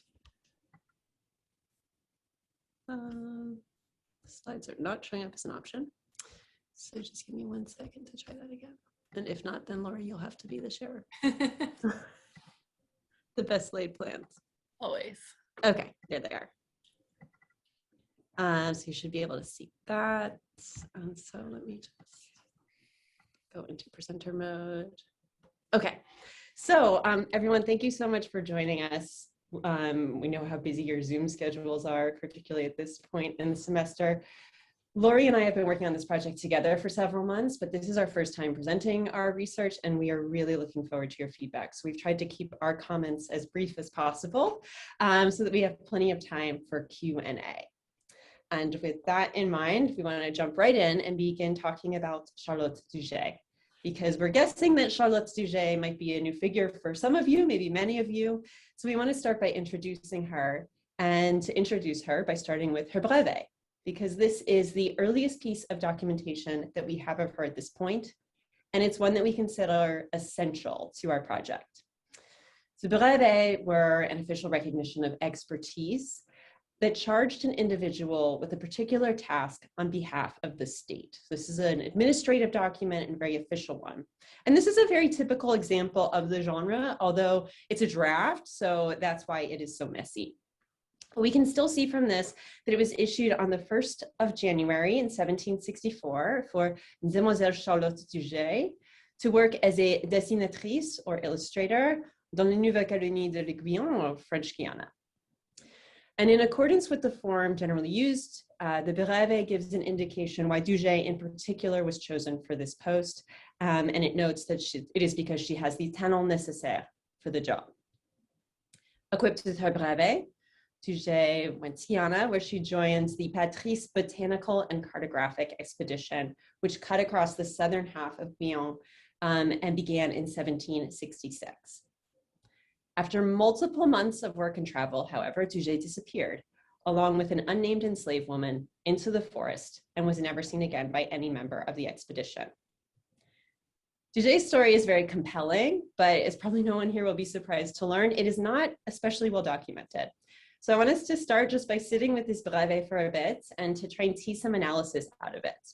Like I said, it is the earliest and most official piece of evidence that we have about Duget, and it is formulaic, it is short, and it is even filed under someone else's name at the Archives Nationales d'Outre-mer, because the draft, like many drafts usually do, shared a piece of paper with someone else's draft, and it's filed under his name. So in some respects, this source might seem like a bit of a dead end, but a central contention of our talk today is that this brevet is not evidence of Duget's invisibility or her lack of importance, but that we can actually use it to tell a very different story about her and the worlds in which she circulated. So I want to start with the fact that the brevet is so formulaic. It notes that she was a very talented individual, but she's not presented here as singular or spectacular, which is actually unusual for a learned woman in the 18th century. Often they have to apologize for their gender, or the people writing about them hold them up as some kind of spectacle. And that's very much not the case here. And instead, Duget's appointment comes across as totally normal, neither strange nor requiring further explanation. While the brevity of the brevet might leave Laurie and I with less material to work with than we might consider ideal, we do think it's revealing that it is so short, and that perhaps it suggests that the idea of a woman doing scientific work was not necessarily met with shock and suspicion.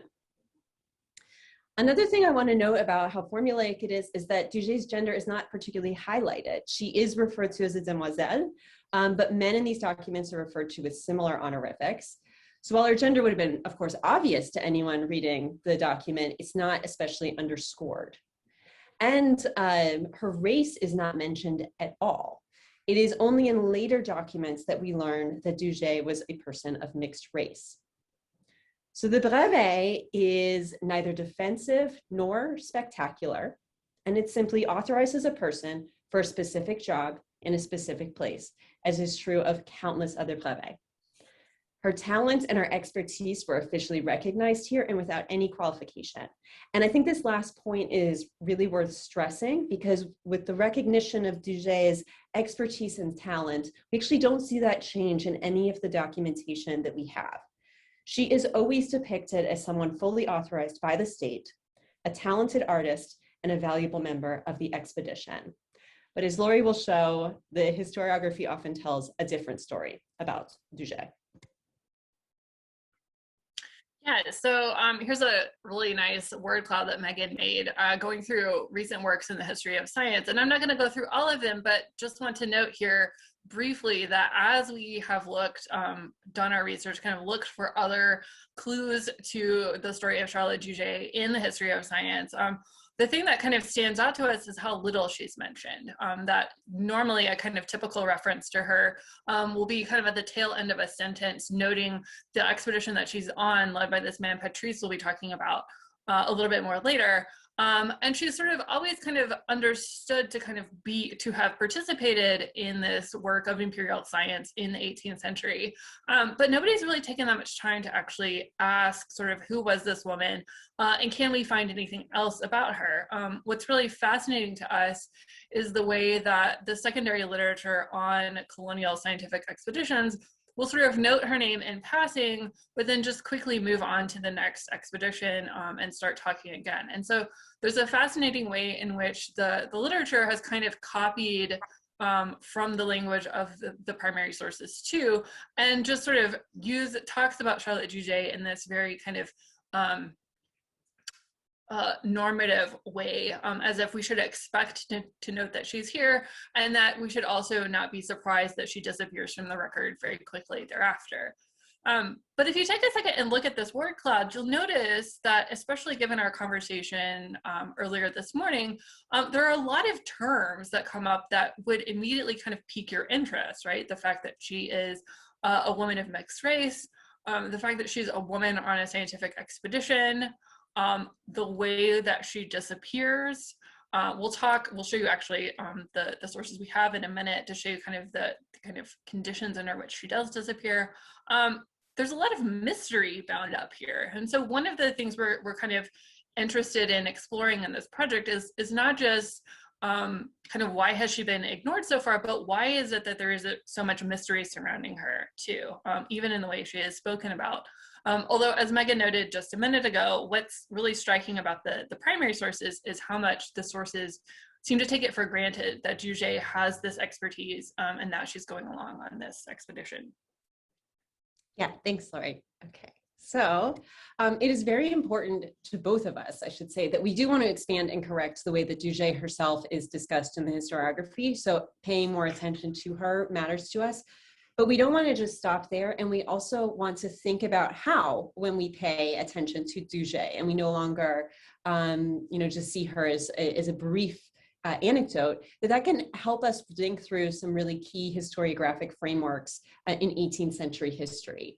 So I think probably the most obvious framework, at least from based on what I work on, is the history of women in science. And if you read this literature, you know that in recent decades, there's been a very significant rethinking about the role of women in early modern science more generally, and the French Enlightenment in particular. And that this has been prompted by early modern scholars such as Carol Pell and Meredith Ray, who have insisted that if we think we can't find women doing intellectual work in the early modern period, it's actually the scholars' fault because we've been using the wrong lens to see them. And that once you know where to look for them, you start to see women almost everywhere. And so as part of this shift in understanding, scholars of the French Enlightenment have dramatically rethought the role of women in that movement.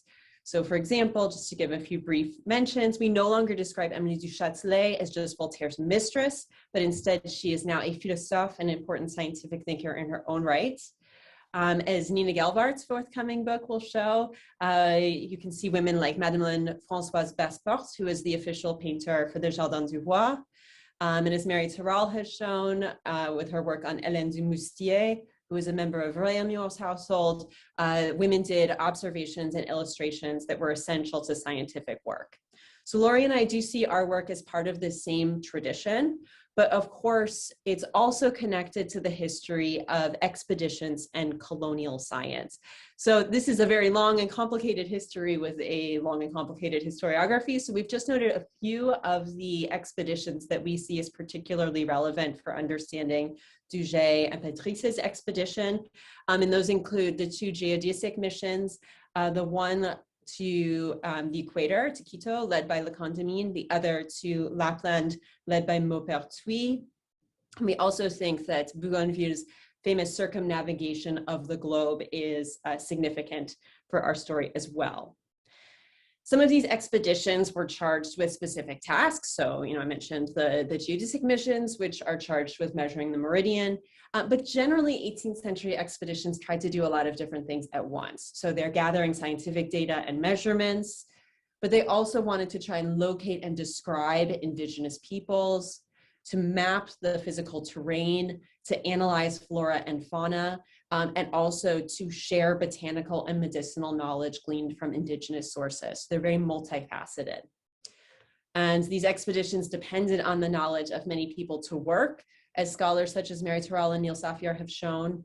And they're generally discussed as masculine endeavors, led by Europeans, but with significant work done by indigenous people and enslaved Africans.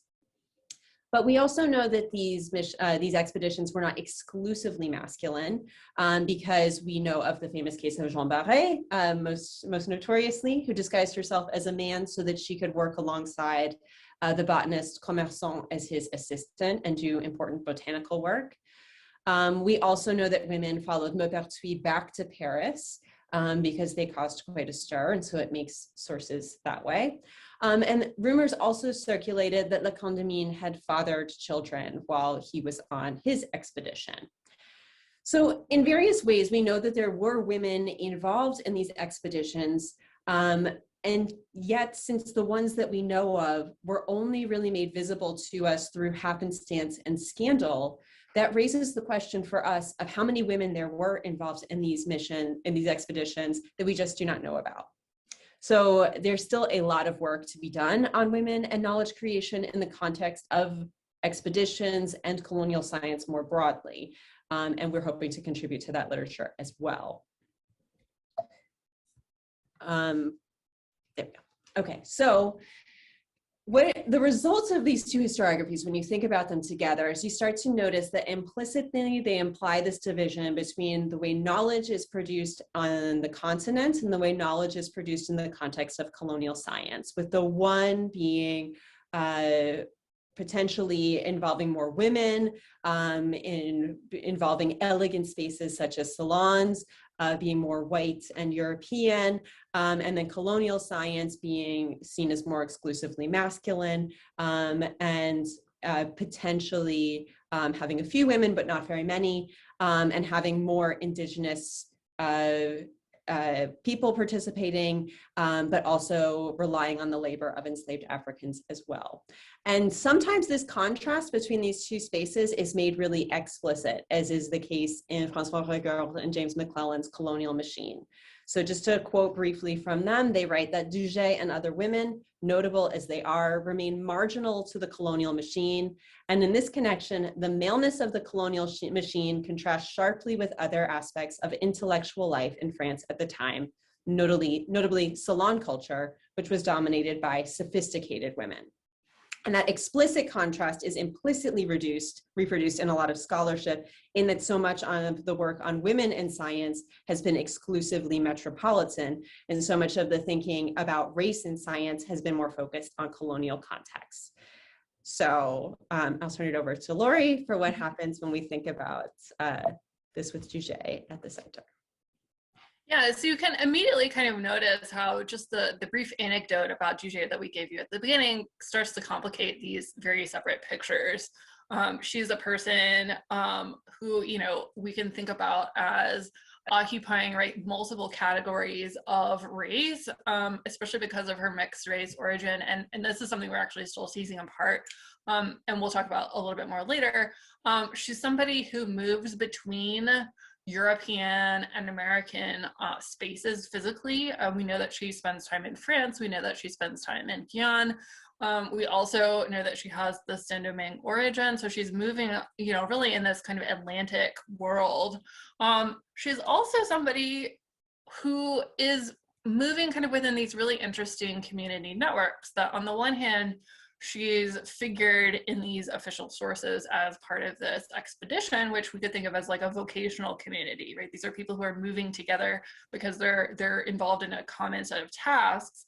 But as we know from Jean Barré, who is linked up with Commerson romantically, or at least kind of in a partnership kind of way, there are lots of reasons to assume or to wonder maybe what are the kind of sexual or perhaps kinship bonds that Duget has with other members of this scientific vocational community too. And so you can already think here too about how this is kind of breaking down the separation with scientific work on the one hand and what we might think of as a more kind of domestic sphere.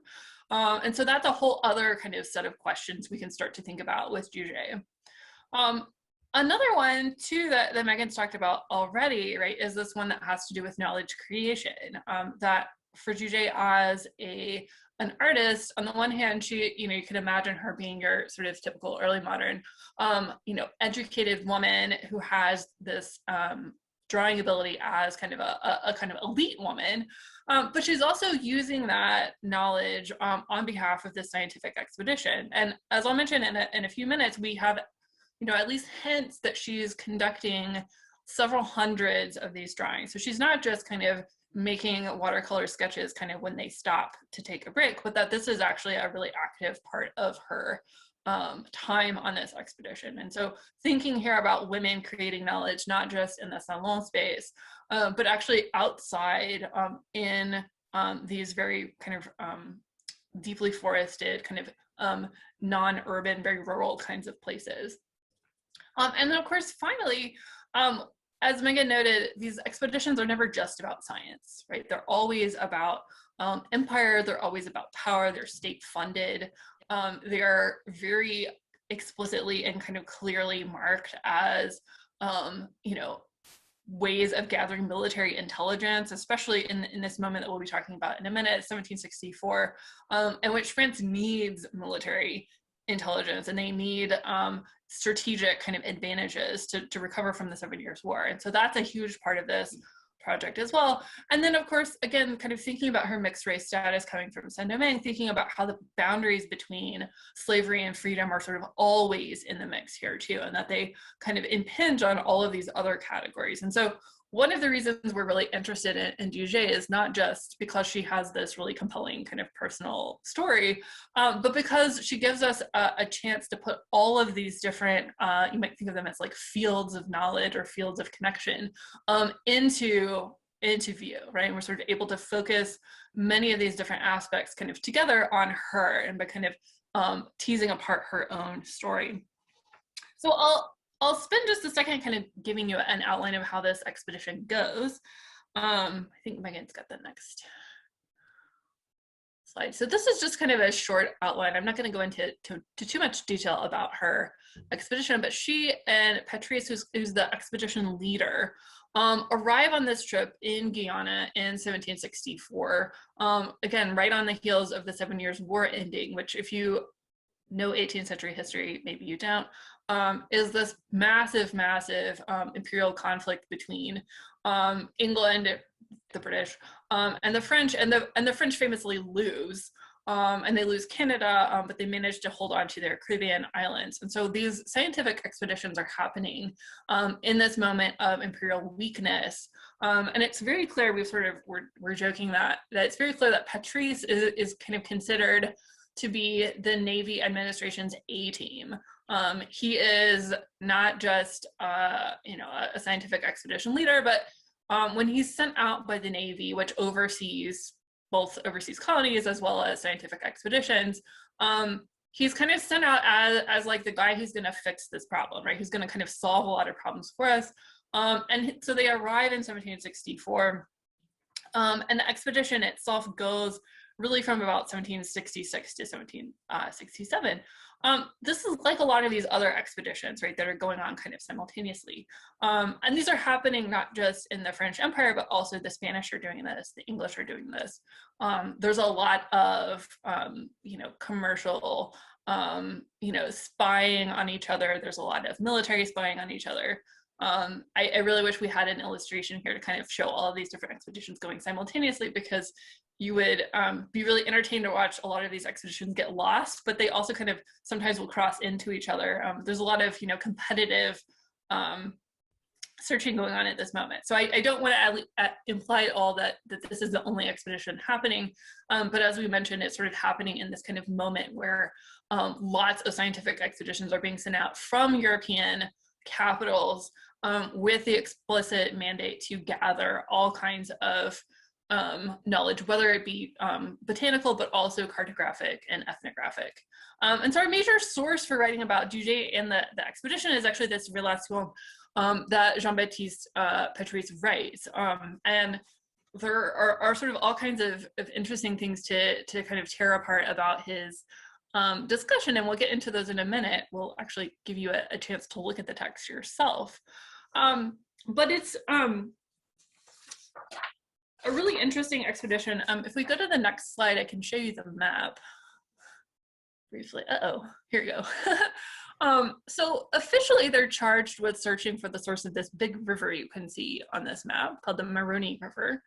And I love this particular map because the river itself looks really big, but also because I think it makes clear the imperial stakes of this project, right? You see on the left, Dutch Guiana, on the right, what's, at least being claimed as French Guiana. And there are lots of empty spaces on here too, which kind of speaks to the degree of ignorance that these expeditions have about kind of what is kind of in the interior of this part of South America. A couple of other kind of things I could note here too, is that if you look at the all caps on this map is trying to show indigenous groups. So at the bottom, you see what they're calling the Aramisho, the Oyampi below. And these are, of course, general notifications. and probably not the most accurate ones. But I think it really helps us kind of think about who Duget and Patrice are kind of running into as they are entering this space. That on the one hand, this expedition is kind of imagining that this is a pretty kind of empty, densely forested kind of space, but even this kind of map really points to how many groups of people are here. And so one of the questions we're really interested in going forward is, who are these people, and how can we perhaps dig a little bit deeper, especially into the indigenous history of this region, by reading through these kinds of sources we have about Duget and the expedition. So I'll come back to that in a minute. But the last thing to note too, especially if you're not sure, if you don't know much about Guyana, is that these coastal regions, Cayenne is kind of up in the middle, are really heavily sought after sites for Caribbean style plantations, right, with enslaved Africans. And so on the one hand, this is being, continually kind of renovated as a potential, hopefully the next Saint-Domingue. It's continually failing as that, but this is a site of intensive, agriculture with lots of enslaved Africans being brought in from outside, but also a space that's really densely packed with different indigenous groups. Okay, now the next. So this is part of what makes the Duget case so fascinating, is it's not just Duget who absconds in this moment when she walks into the forest, according to Patrice. Duget arrives in 1764. I mentioned this key moment. She's making lots of illustrations, but when she does finally run away, walk away, disappear, it's with an enslaved woman. And what's fascinating here is that this is the only time this woman is mentioned, but we have sort of hints throughout, of course, that Patrice and his colleagues are hiring or otherwise kind of, involving enslaved people, but also indigenous people on this expedition, both for, tips about kind of how to navigate the river, for information about where to find food, kind of your classic sort of, local information. But there's a lot of ambiguity about the status of these people. And part of that, I think, has to do with the fact that Patrice doesn't really know who he's talking to. But this enslaved woman kind of exists in this much denser kind of network of enslaved and free people, some of whom are indigenous, some of whom are African, and presumably several of whom are sort of a mixture of those combinations. And so as we kind of start to speculate about what happens to Duget, it's important that we're also speculating about what happens to this enslaved woman. Like, why is it that they run away together or disappear together? And what is it that Duget and this enslaved woman have perhaps in common?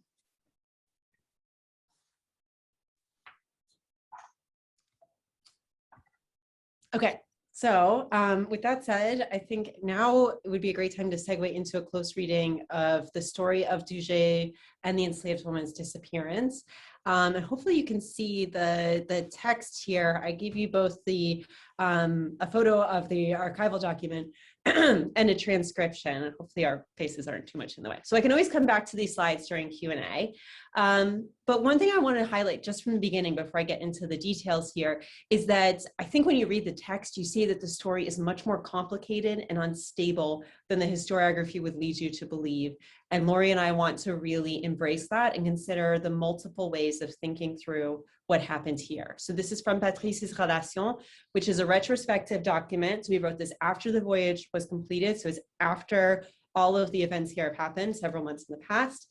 And that he is sending to France, two administrators in the Navy, both to explain what happened on the voyage and to ask for funding for a second voyage. So I think that context is very important in considering the way he tells this story. So in the Relation, Duget has a fleeting role. She is rarely mentioned in other parts of the text, and she is mentioned in more oblique ways. This is the only section in the Relation where she is named. To give you a little context for what's happening here, Patrice had left Duget and the enslaved woman behind on December 28, 1766, because he wanted to quickly jet ahead because he was worried about rains. So he wanted to kind of get a sense of what was happening in this area, unencumbered by baggage. So he quickly scouted ahead and left the two of them behind with all of their things. And then he returned to this site on the 12th of January. And he learned from the Cadeau, the indigenous people they had stayed with, that Duget and the enslaved woman had absconded around the 7th or 8th of January, 1767, with Duget ostensibly in a state of peur panique qui lui avait tourné la tête, and nothing recorded about the enslaved woman's mental state or health. So that allegedly Duget has somehow become afraid and has lost her mind. And yet, at the same time in this text, while her appearance might be fleeting, I think it's important to note that he also did give her both her full name and her full title, so that she is mentioned as a dessinatrice du roi, and that she's been brevetée for histoire naturelle, for natural history.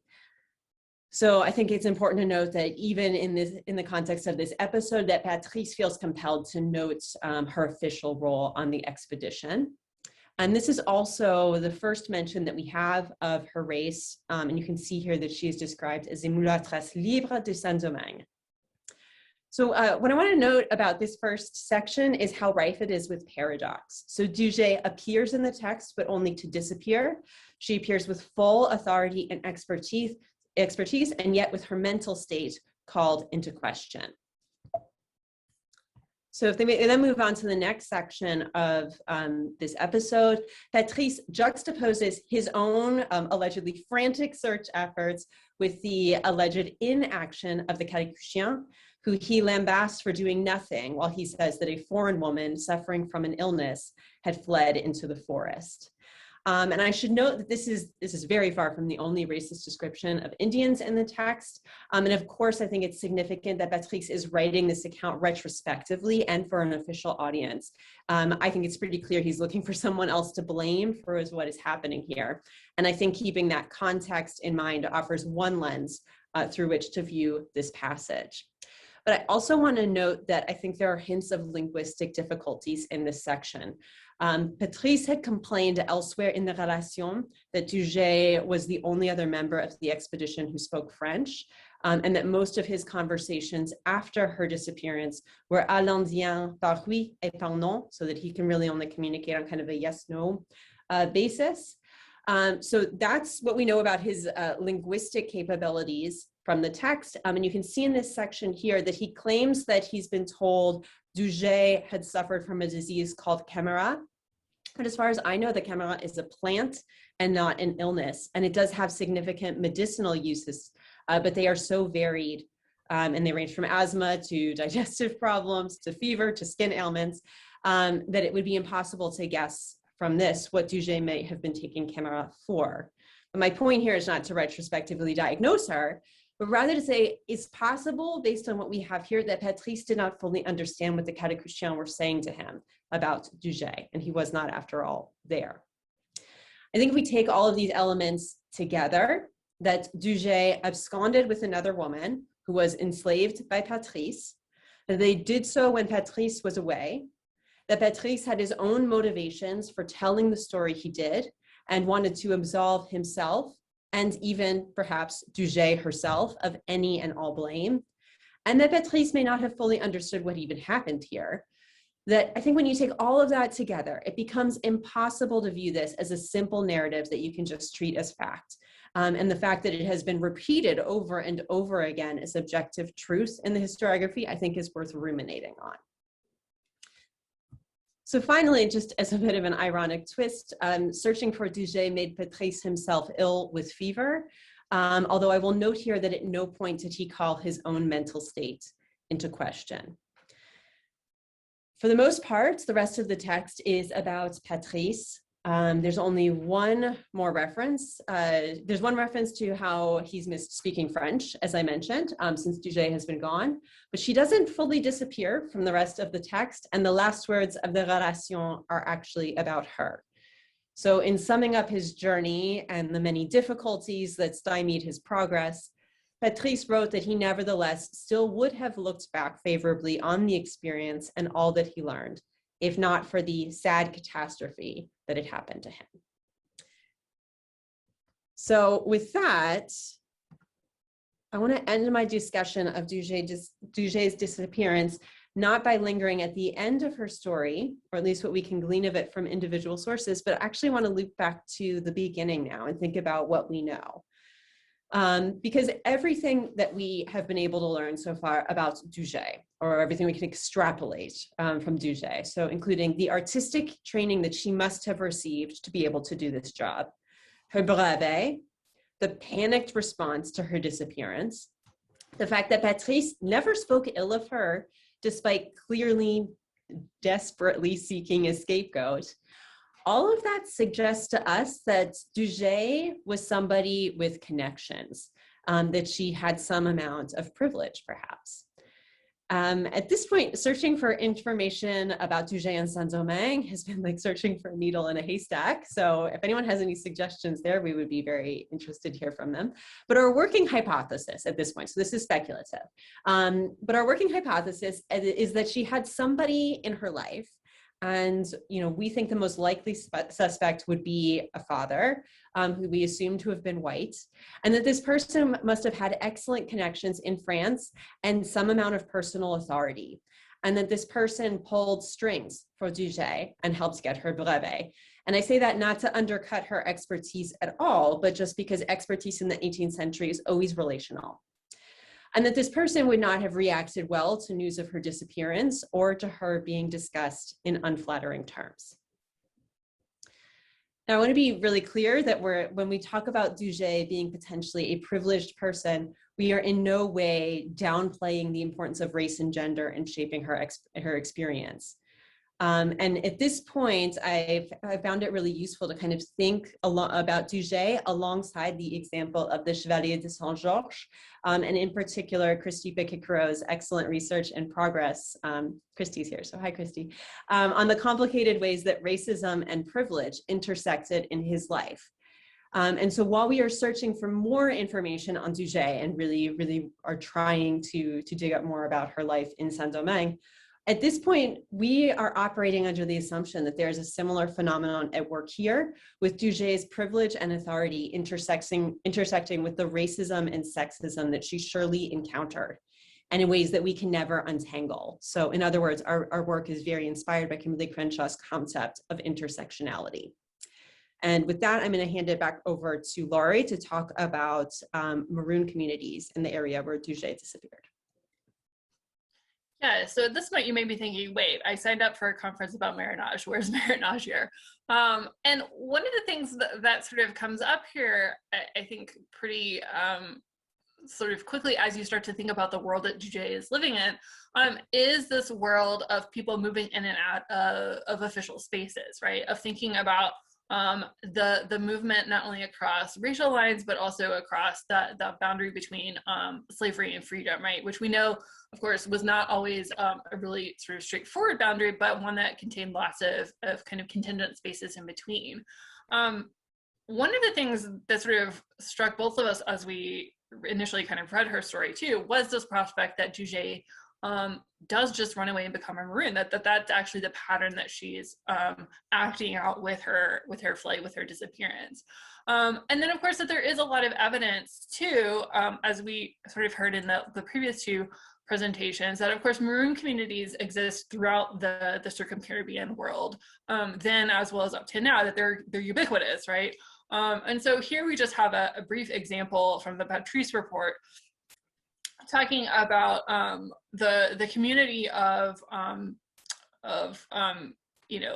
presumably enslaved Africans or runaway Africans who have disappeared right from our view in this story. So as they're navigating this river, right, they're noticing these different communities of people that they're running into along the way, and that because of the way that Guyane kind of is kind of populated, there's always this question, right, of who these communities are composed of, right? Are they enslaved Africans who've run away? Are they indigenous people? Or, as we know with kind of Seminole history in Florida, some combination thereof. And that really seems to be a very typical pattern for the Guyanas, especially the farther inland you go, right? That the kind of boundary between African and indigenous becomes very, very blurry. And also the line between enslaved and free becomes very, very blurry and kind of hard to figure out. And as we have noted here too, Patrice actually notes evidence of Maroon communities as he's traveling up the river too. And so that's something that we're really looking into as we go forward with this project, because we're interested in thinking about how this space of Guyana itself is kind of understood by Patrice, but also sort of how we can read into these sources to discover more about how Maroon communities are kind of operating here. And so really kind of the big thing to note too is that we want to kind of keep in our frame of reference as we're analyzing Duget, the way that different practices of freedom are kind of embedded into the operation of daily life in this world in Guyana. And that we speculate that, especially given Duget's background in Saint-Domingue, that these are practices that she would have been very familiar with too. And so it doesn't surprise us that when she does disappear into the forest, that she's not alone, right? That she goes with this enslaved woman, because it kind of speaks to this broader, what we might think of as kind of a normative knowledge in the Caribbean, that that's something you can do, right? That you can leave where you are, you can travel into the forest, that you might meet up with another community there. And especially as we speculate about the enslaved woman, that we can think about kind of who that woman was and what her wider community network looked like. And that these communities that Patrice is noticing along the way may have actually been much better known to people in the expedition than Patrice even realized.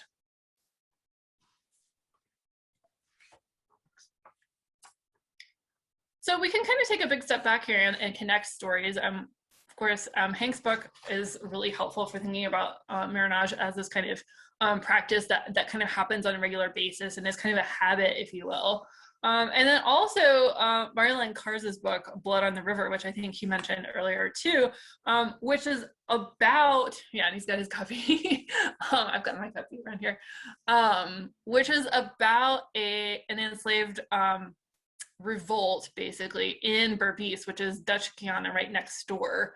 And one of the fascinating things that she's kind of showing is the way that whole revolt, which is a huge rebellion, is kind of erased out of the paperwork itself. And so one of the projects that she's doing there is kind of piecing together through a source base that's very, very difficult, this slave rebellion that really had kind of been wiped out of kind of memory because of the way it didn't appear in archival sources. And that's something that we're really interested in here, is to kind of extend that story over across the Moroni River, if you will, to French Guiana, or to Guyana that's, you know, not really owned by anybody, to think about kind of how these stories get kind of put down on paper and how they also don't get put down on paper.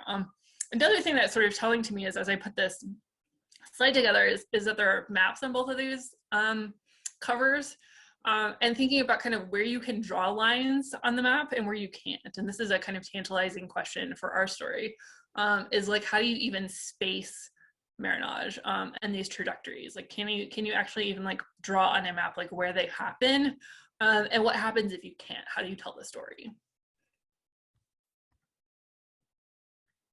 So in terms of how marronage kind of works for this project, I just want to kind of speak briefly about how it helps us kind of think about a specific combination of logics that we're not sort of, we don't want to argue that Duget exhibits marronage in a normative kind of way.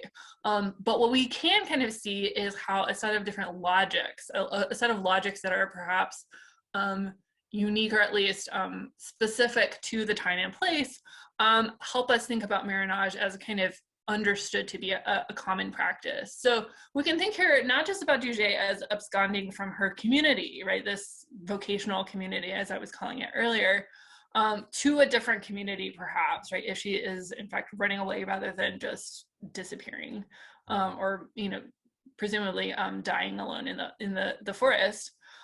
She's also absconding from her job, right? She's sort of taken this job and perhaps is absconding to a different kind of vocation.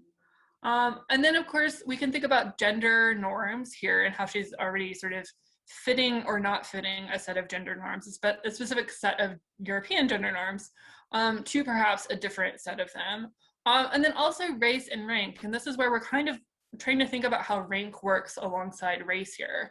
That presumably given her, you know, more elite background, we want to think about how, you know, higher status mixed race people would have been able to understand, kind of would have had a different set of opportunities perhaps than people who were, had come, Gonzalez slaves, people who had come directly over from Africa, for example. And so really trying to kind of tease apart all of those different pieces of her identity, and not wanting to take any sort of part of that for granted and assume that we kind of understand what that means.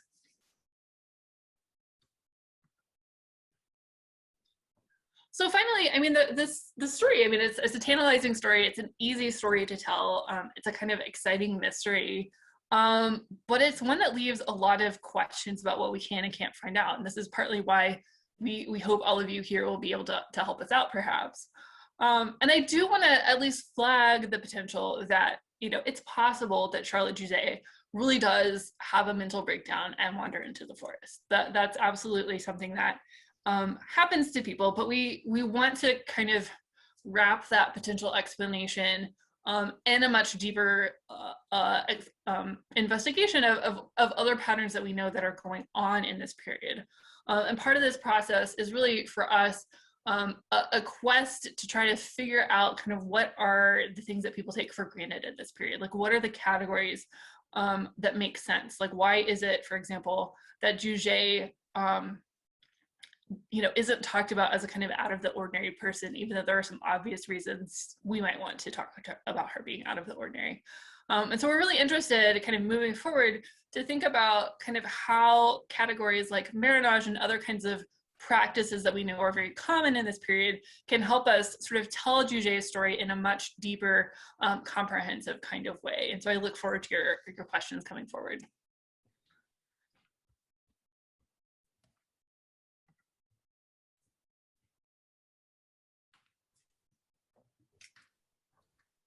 Thank you, Meghan and Laurie, for this fascinating talk and the very, very intriguing story of Charlotte Jousset.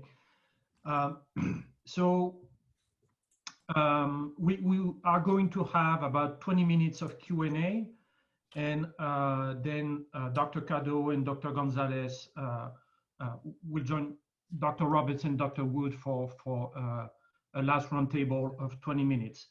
So please send me your questions if you have questions. Since I am the MC, I have the privilege of asking the first question, making the first comment. So again, I'm fascinated by the story of Charlotte Jousset, and I guess as an anthropologist, I'm not sure it's useful, but that's what popped in my head. I thought about another expedition that would happen a lot later, quite at a similar moment, I believe, the 1932-1933 Dakar expedition. And the reason it reminded me of this expedition is that when we talk about the Dakar expedition, we talk about Michel Léris and l'Afrique fantôme, Phantom Africa, that just been translated in English. And of course, we talk about Marcel Griol, who sort of becoming in France at that time a major anthropologist of Africa. But in that expedition that happens in the wane of the French colonial empire in Africa, also at a time when they are in competition with Italy to grab land in East Africa, the work of the women of the expedition is completely silenced. And I read many accounts of the expedition, and we do not find traces, for instance, of Deborah Lifshitz, who was the linguist of the expedition, who passed away in Auschwitz in 1942. She was a Jewish woman. So that leads me to a broader question when I think about that, and I'm not sure if that comparison would be useful or not. But I'm thinking about the reception of the expedition. Again, I'm going back to Dakar. What we, in material terms, what we have today is that, at Quai Branly or the Musée d'Anthropologie in Paris, we have a huge collection that was brought mainly by Griol and Léris. But Lifshitz also brought some famous items, Dogon items of the collection. But again, she's completely vanishing from the picture.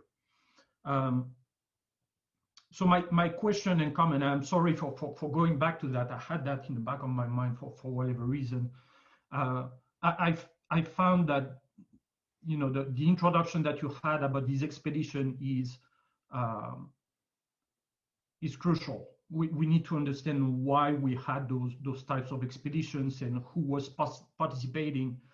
And of course, we always think of those expeditions as, I'm thinking also of the Napoleon expedition in Egypt in 1798 as tool of colonizations, right? As mapping the territories that we are going to colonize. And I say we because I'm French, I guess. And likewise, the job that Deborah Lischwitz was doing in Dakar was to, she was a linguist. She's the one who did the first dictionary of Aramaic French, for instance. So thinking of that, I think there is an aspect that we can miss as well, which is it's not just for the state, but it's also perhaps for a more extended knowledge of the world. The fact that we are stuffing museums for centuries in France, that accumulation is not just for state purposes, but also for the enlightenment of Europeans, I guess. And my common question would be this one, thinking of the context of 18th century and the great scholarship who's coming out on the role of women in science in France. I was wondering about the reception of those expeditions in the popular realm. And I'm thinking about the ancestor of national museums, les cabinets de curiosité. I don't know how to translate that in English, curiosity cabinets. There was one very famous in France, run by, what was her name? Geneviève Thiroux d'Arconville, for instance. And the way I was taught about them, about those cabinets of curiosity, they are hodgepodge museums that are run by women, so it's not very taken seriously. However, new scholarship shows that actually they were true educational spaces run by women who were also scientists themselves. So I am wondering, you know, it's a common question, where all the work that is done by those expeditions ultimately ends up, and what would be the role of museums and the ancestors of museums, les cabinets de curiosité, and how generally women in France would diffuse that kind of, for the case of Duget, of botanical knowledge. I'm sorry for the long comment and question, but please, if you have questions, send them to me. Yeah, no, but I think it's a crucial question. In terms of the reception of these expeditions in France more generally, we're still working on, you know, reactions to the Patrice expedition, which is a fairly understudied expedition. But in general, people in salons, in academies, in all kinds of different spaces are fascinated by the stories that circulate out of these expeditions, the knowledge that is being gleaned. So the reception, the various publics are very keen to hear more about this. So one thing that I find interesting about that, knowing that there are publics in France of different kinds who would be very interested in this story, is that Patrice never tries to publish anything about Duget's disappearance, which I find telling. So that he could easily, I think, I can easily imagine him writing some sort of sensationalized version of like, I was there with this woman of mixed race and she went insane and disappeared, and he could play it up. And this is, you know, this is the 1760s. It's a moment when they're very interested in France in biology, in gender, in race and scientific racism. So I can easily imagine him publishing that story, and he does it. And so that to me is interesting. What makes him pause? Because this is a deeply ambitious man who is always looking for a way to get ahead. His file in the personnel series is very long. So, you know, why doesn't he, when he has what seems like a moment when he could tell a story that a lot of people, I think, would have been interested to hear, what makes him stop? And again, that's where we kind of come back to this idea that, you know, there must be something about who Duje is and who she's connected to that makes him stop. So that's one thing I'll say. The other thing is, you know, unfortunately, we know from what he's saying that she did hundreds of illustrations. They are gone. We don't know where they are. So, you know, whether they were accidentally lost, misplaced, you know, coming out of Guyana at this part, it's possible there are any number of things that could have happened, but we don't have them. And that is so unfortunate, because there's obviously a lot of analysis we could do with the images, but we just don't have them. So yeah, I don't know if that answers anything, or if Laurie, you have anything to add. No, that's a good answer. I'll take the next one. I have a couple of comments, questions, if you like. First one was something I noticed. I don't know if this is significant at all, probably not, but one of the accounts of of Charlotte Duje running away, right? I was interested in the choice of verb that they used. It was se sauver. And I know that does mean, or that can mean to run away in the English sense, but it also has the connotation of, you know, saving yourself, or getting yourself out of a bad situation. So it's probably not significant, but I just wondered about, in the context of the time, if that choice of verb might be kind of ambiguous. You know, was she running away? Was she kind of saving herself from this whatever illness or whatever came over her that they say made her run away? So that's one thing. But I was interested also in her profession as a dessinatrice, and if you might think of her as, you know, as along with all the other ways that you're just thinking of her, as an agent of the kind of the visual power of the imperialists. You know, we read a lot about the imperial eye and so on, and you have talked about the purposes, the many purposes of these expeditions. Is also map making, you know, visualizing the place, visualizing the people, the plants, you know, the animals, and so on. So I wondered if you could think of her along those lines, as, you know, through her very profession as an agent of that kind of visual power of the colonizers. And just finally, I don't know this material as well as you do, but in the limited stuff that I've read, that I see accounts of similar figures going into the forest. You know, the deep forests, you know, the hinterland, the mountains, and so on, and feeling a sense of real disorientation, you know.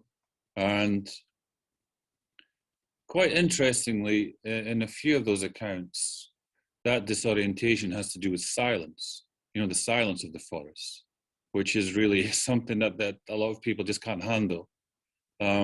So, you know, in some cases where they encounter maroons, the way that they write about the sounds the maroons make, and the way that the maroons use sound as well, really interesting, because it seems like it's a way to unsettle the Europeans.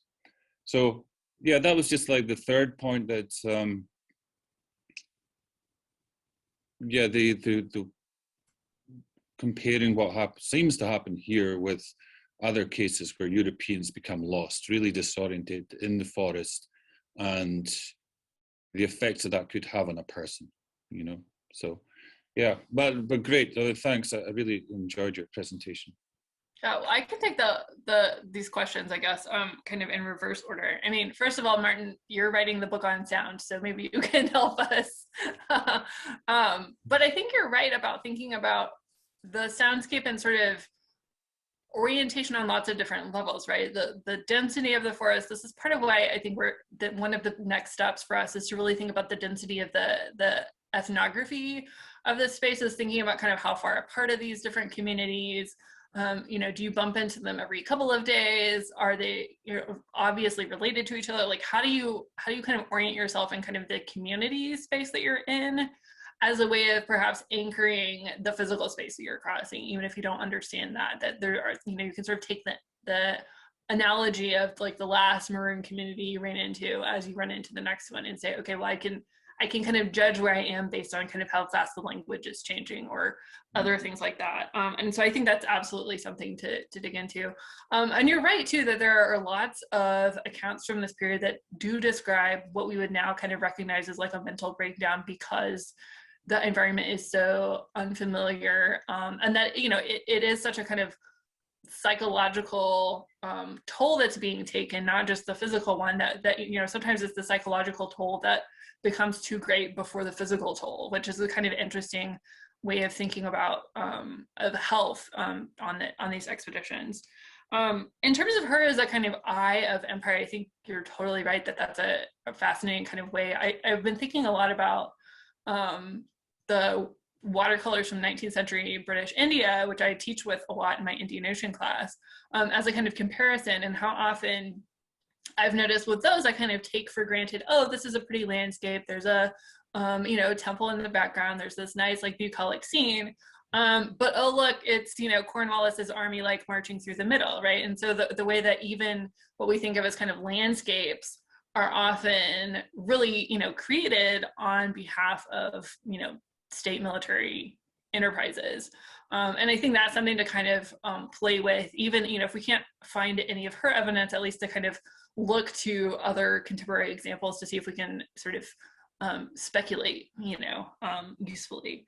And then in terms of the language about her kind of running away, I mean, this is something we've kind of talked about together, is, you know, in terms of her kind of leaving, you know, the way he kind of tells it, it's this very, you know, kind of almost prosaic language of like, she just got up one day and walked into the forest, which is clearly, I mean, I think to me, like a very kind of defensive way of describing the situation. Like, it was all in her head. She got up one day and then she walked into the forest. But I think you're right that like the way the specific terms that are used, you can read it a couple of different ways. That, you know, is it this kind of spontaneous kind of moment that happens? Is it that she and this enslaved woman who've been left behind kind of feel under threat, and so it's a kind of running away? Like, you know, it raises all these questions about running from as well as running to, and also kind of the time, the sort of urgency of that. And so that's something we've kind of played with. We've also speculated too about, you know, what does it mean to be a woman on this expedition? We know, for example, that Jean Barré gets assaulted on board the Bougainville's expedition, and that, of course, you know, assault and all kinds of other physical violence was ubiquitous for women, especially in situations like this too. And so that's another set of questions that we, you know, may just have to pose and not be able to answer. But I think you're right that kind of starting with the specific terms that Patrice uses and thinking about like what other kind of 18th century vernacular might have also served is a good way of kind of moving in that direction from the source.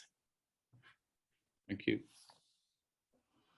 So I think we'll have the time for a couple of more questions before we start the round table. We'll have a question from our colleague Anasa Hicks, and I will quote her common question. Well, I'm obsessed with this woman now. I'm interested in her background and thinking about Daniel Livesey's work on mixed race offspring of British men and enslaved women. From his work, it seems like it was at least sometimes well documented when elite white men chose to recognize their non-white children and send them off to the metropole. If there's not that kind of documentation for Duget, is it possible that she was not the product of a Black woman and white man, but rather of two gens de couleur? Could she have been the daughter of a family with lots of money, soft power, but no formal political power? I'm just thinking about what would account for the disparity between her obvious prosperity and the dearth of info on her parentage.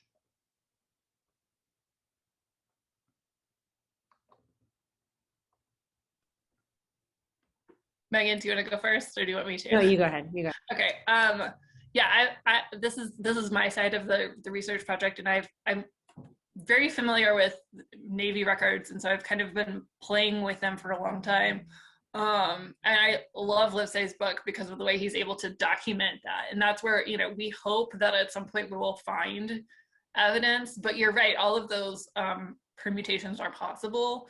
You know, at this point, you know, given the way that she is, you know, both higher rank but also not immediately findable, does speak to perhaps like a military career, you know, kind of officer level. And of course we know from, I mean, there's so many good studies. I see John Garrigus on here, like he's written a ton about people like Vincent Auger, you know, mixed race planters who come up, whether it's through the military or other, you know, being a goldsmith, these other kind of like artisanal kinds of careers. And this is absolutely the milieu I would expect to find in Charlotte Duget's family. But it's precisely because that's a very changeable kind of category. You can go up and down very quickly from one generation to the next, that it makes it a little bit harder to find her. So if anybody has, you know, tips, clues, like please send them our way. Where, you know, I am at the point where I'm sort of taking every archive and just like going through the list, looking for any permutation of Duget, which of course is also a, you know, a fun word that can be spelled like 50 different ways. Yeah, but it's partly, I mean, I think this is another reason why she's a compelling character, right? Because she's clearly achieved some level of status, but she's not at the very, very top, right? And so she's in this kind of in-between world that, you know, you can tell is kind of, is hard to kind of get at in the archives, and is also kind of hard to describe as a historian because it does cross so many of these categories that we're used to dealing with. So I will invite Evelyne Laurent-Perrault, who has a few comments. Hi, thank you. Okay, I just have, thank you so much for this amazing talk, very, very illustrative. A few things, the fact that she was, it's just this, I'm just conjecture based upon some of the few things I have read regarding Saint-Domingue 18th century and the position of the mulatresse in that society, especially in the urban society, which may have been where she grew up, given the talents and the skills that she acquired. Most likely she did live in an urban setting. I don't know if you're familiar with the Yvonne Favela essay about the mulatresse in Saint-Domingue. Yeah, and so I'm thinking that the presence, we tend to think about the affranchis as guys, when the mulatresse must have been as ubiquitous as the affranchis, and as, I'm not going to call it empowered, but as position, or they were debating the positionality, and I'm talking about the positionality vis-a-vis navigating this society that, yes, was very much skewed gendered, if you think about it, and also where colorism was in place. I mean, this is the period exactly where the mixed race people are beginning to debate about having similar rights to their white parents. But, and so Favela talks about how these women were so ubiquitous that they were actually causing concerns among men from the white community because they were competing in some ways. So they may have been, the presence of these women in those spaces may have been something that was there. I don't mean that it was accepted or embraced, but it may have not been so much of an oddity. That she knew what she knew and she had acquired those skills. I believe also, like the previous person who spoke, that she must have had some sort of access to maybe wealth, education, definitely, to be able to draw with such a precision and so and accuracy. I do have a question. How long did Patrice waited for her return, if he did? I know he tried to have people look for her, but she may have been gone with this woman who was enslaved, and I don't think I guess there is not much information about the enslaved woman whom she disappeared with.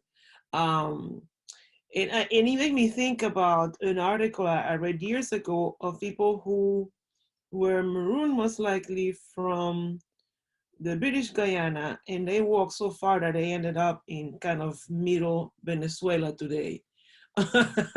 And so this woman also and her companion may have walked so far that they may have crossed whatever boundaries they may have been, natural or imperial boundaries at that particular time.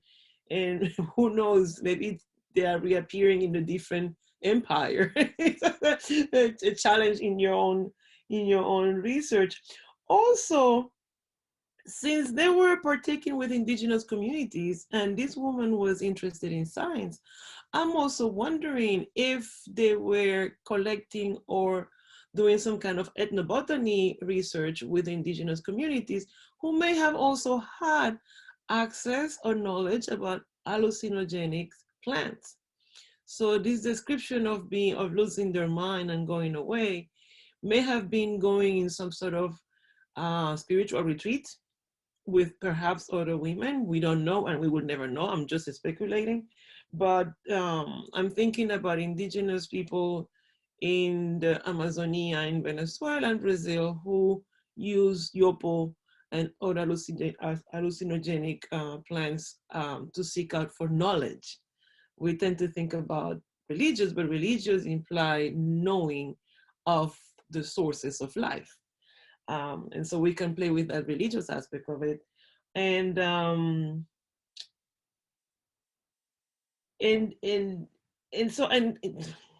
so it would be wonderful if you could have, but I know I know how it is sometimes, know more about this enslaved woman.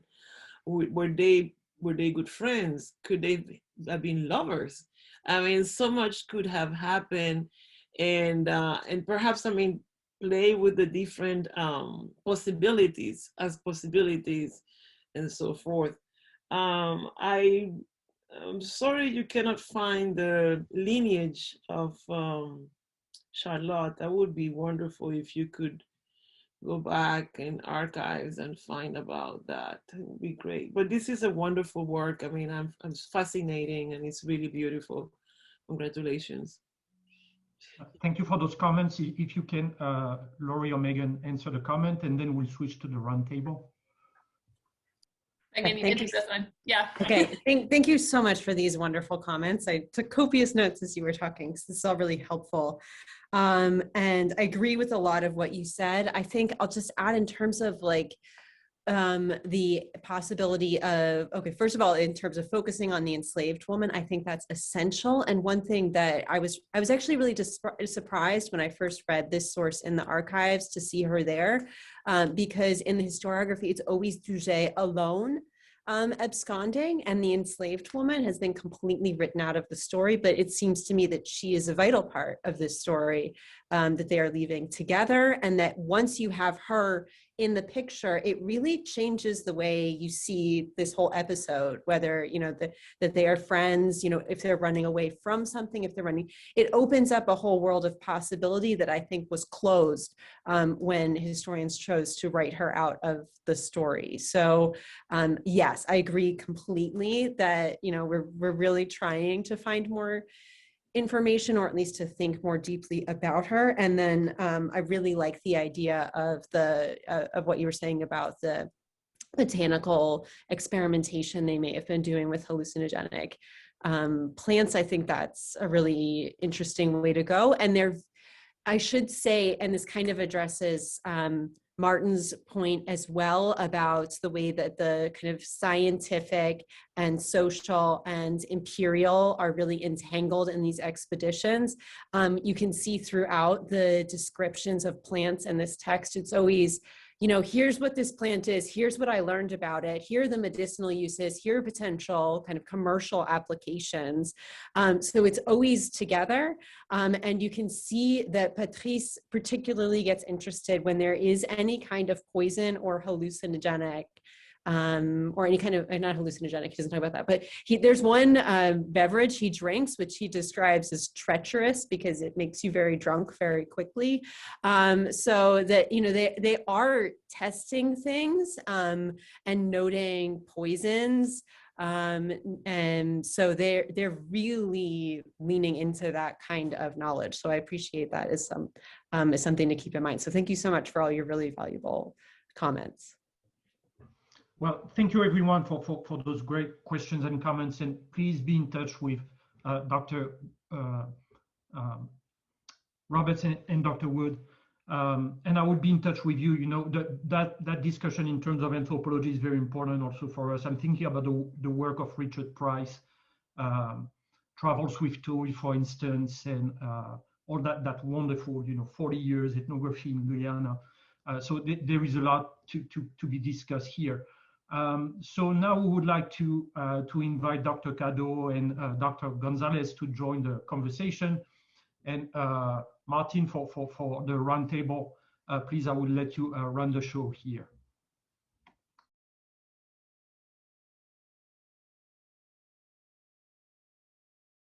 You're on mute, Martin.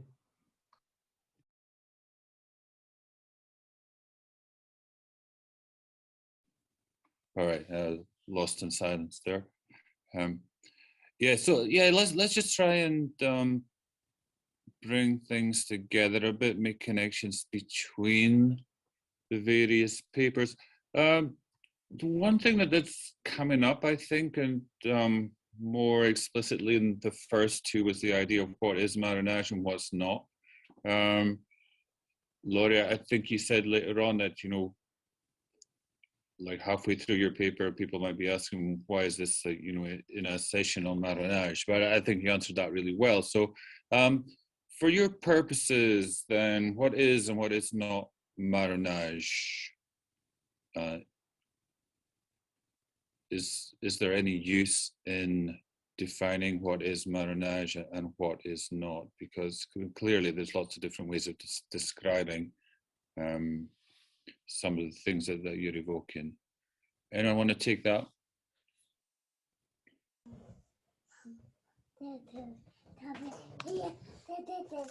I can take it for us, maybe. And then Megan can tell me if I'm totally misinterpreting our results. So partly because of a different project I'm working on that's about prisons and marronage and kind of how they fit together. I've been thinking a lot about kind of how sort of adherence to social communities that are also bound together with like political identity, and also in our case, like kind of the scientific vocational aspect, and sort of at what point do you kind of opt out? And that seems to me to be really one of the big questions of the early modern Atlantic world, is how we think about kind of when people kind of bind together in communities and when they sort of say, I'm going to split off, and kind of like what are the options for that? And of course there are like political ramifications. But with Jujay, we have this like really personal example of somebody who's like a part of the scientific expedition community, who with this enslaved woman seems to kind of break off from that community. And so for me, like marronage is a really kind of useful set of scholarship to kind of think through, as well as a useful concept, because it helps us think about like kind of what are the dynamics at play there, right, that enable her and this enslaved woman to both be a part of this expedition for a while, but then at some point to leave, whether, you know, by choice or not, from that kind of community. It struck me as well, Laurie, that you as a legal scholar would know quite well the punishments for marronage, right? You know, so I wonder if it's on these women's mind that, you know, they're running away, they come back, they're going to get their ears chopped off, you know, they're going to get whatever, branded with the fleur-de-lis, whatever. So, you know, I think there's again, you'll know the history of this better than I do, that, you know, the legal sanctions for marriage have always been pretty severe. Absolutely. Yeah. And imprisonment is actually a very common punishment in Saint-Domingue, which is interesting, right? Because it's about sort of quite literally putting somebody in a box for moving away. And often explicitly for like doing the kind of farming that Sabine was talking about in her paper, which we, you know, can recognize as being this like very perennial strategy across time. Do we have Sabine and Hank? Yes, I'm here. You know, I thought about this question because, you know, my work doesn't immediately articulate marronage when one first looks at it. And so for my particular work, what I see about marronage is in this particular context is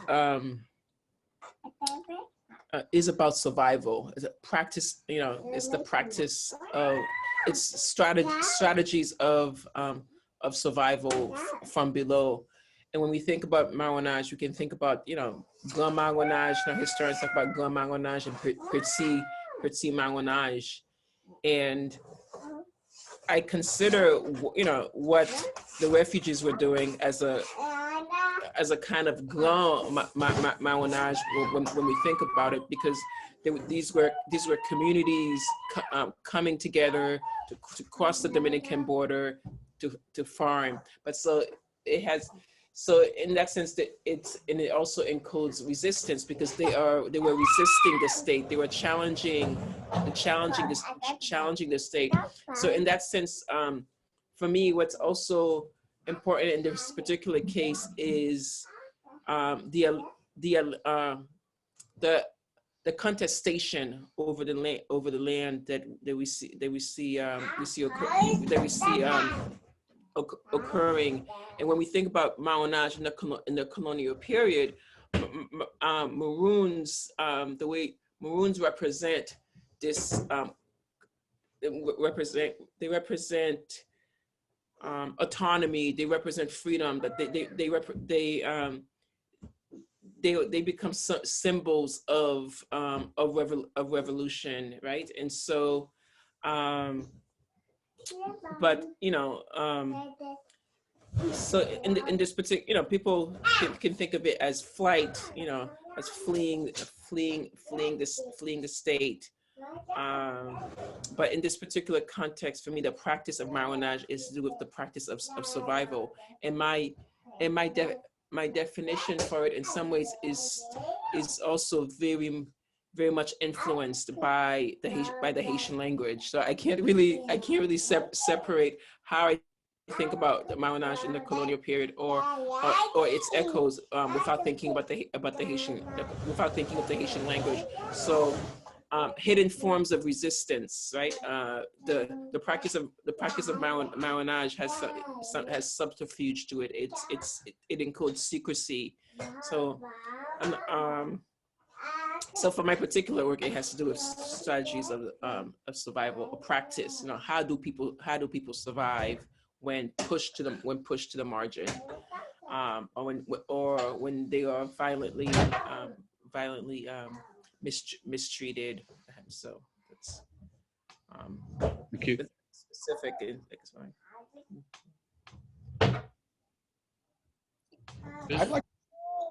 I'd like to talk a little bit about the last presentation because it's so interesting. The amount of people that pop up wanting to study women's history in the colonial Caribbean context is very much out of proportion to me, to the fact that this is my first time ever learning this really fascinating story. So I can tell it's really, really exciting work. And, you know, it's cool, as you say, that Dr. Garrigus is here, and maybe the whodunit or the biography mystery will be solved. I think when we have mysterious empty spaces, we're of course likely to reveal as much about our own thinking when we try to fill them in with hypotheses. So yeah, maybe she's tripping on ayahuasca and she's an 18th century lesbian renegade and she's going to discover, the lost city of El Dorado. I was wondering if she's been killed or just died of illness, if she's an important person. Is this sort of story of going nuts and going into the bush possibly a way of trying to explain something away? And I really, think it's cool, and that you are, I think, facing the real horizon of maybe someday cracking it and finding out more and where she comes from or something. And I think that is an excellent example of how much can still come out of the 18th century record, as we saw also with like Cheney's book and a lot of other people. So this is really cool, and I'm excited to be in this discussion. There's one thing I guess is more explicit in the final presentation is the question of gender. And, I think it was you, Hank, who talked to, or probably both you and Sabine talked about the figure of le marron inconnu, very kind of masculinized figure of the maroon. I wonder in your work, or in all of your work, how gender figures into the idea of marronnage. Because it seemed to me from what Sabine was saying, especially that women, were very, very prominent in the kind of practices that were being described. So lots of people are searching for the historical hero, and they're sometimes finding it or they're sometimes fashioning it, and they want the feminine combatant, as if as in Nanny of Maroon Town and stuff like that, Nanny of Nanny Town. And I have other experiences with this sort of tantalizing, glimpses in the record. So there's a woman being arrested and interrogated in the sort of Rochambeau-Leclerc era, who is listed as the so-called Brûlé Kai.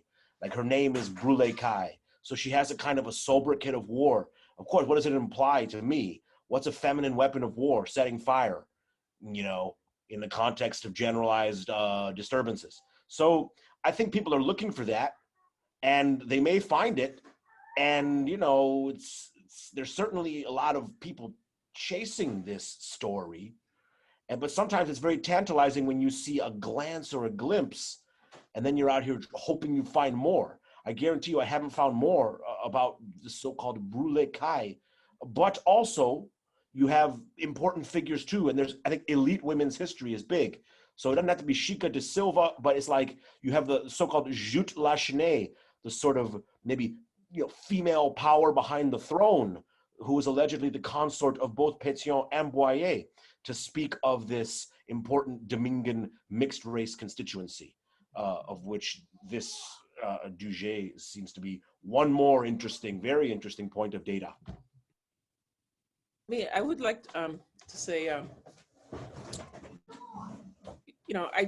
I did define, trying to in the context of my particular work, looking at marronnage as hidden forms of resistance, hidden practices of resistance or resistance from below, and survival being, strategies of survival as key to that. So in particular, with women in the interviews I heard, for example, women who attempted to escape often, were, there are women who describe holding 3 children, carrying 3 children. So you're carrying your children, you're carrying a child, and you're on your back, on the front, and then the side. So, so in terms of thinking about strategies of survival and in resistance, in some ways, women carried the brunt of the suffering. If you think about pregnant women having to cross the border, so a pregnant woman is hungrier than a man, and so it's not so the gender component in this particular case is not it's not very romantic, or even or really heroic. It's really about the brunt of the suffering that that women experienced in the process of running away, when trying to run away from the massacre, and also when trying to maintain their lives if they survive. And so even during escape, I'm describing women who carried 3 children, but some had to carry 4. And that was consistently repeated into interview, women running away and how many children that they were forced to carry. Or if you have 5 kids and five small kids, having to carry 2 and knowing that you have to leave the rest behind because you're going, because you can't, and allowing them to be killed. And so it's a really, this particular case, it's about the brunt of the injustice, but also, and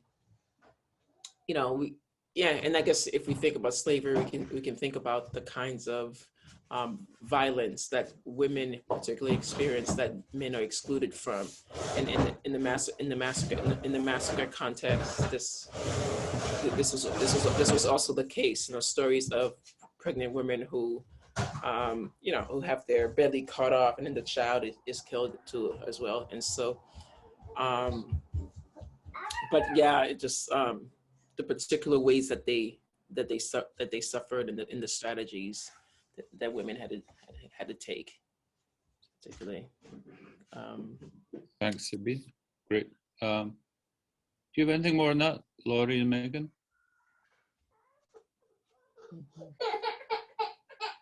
On gender and the ways that it figures into your understanding of marriage? I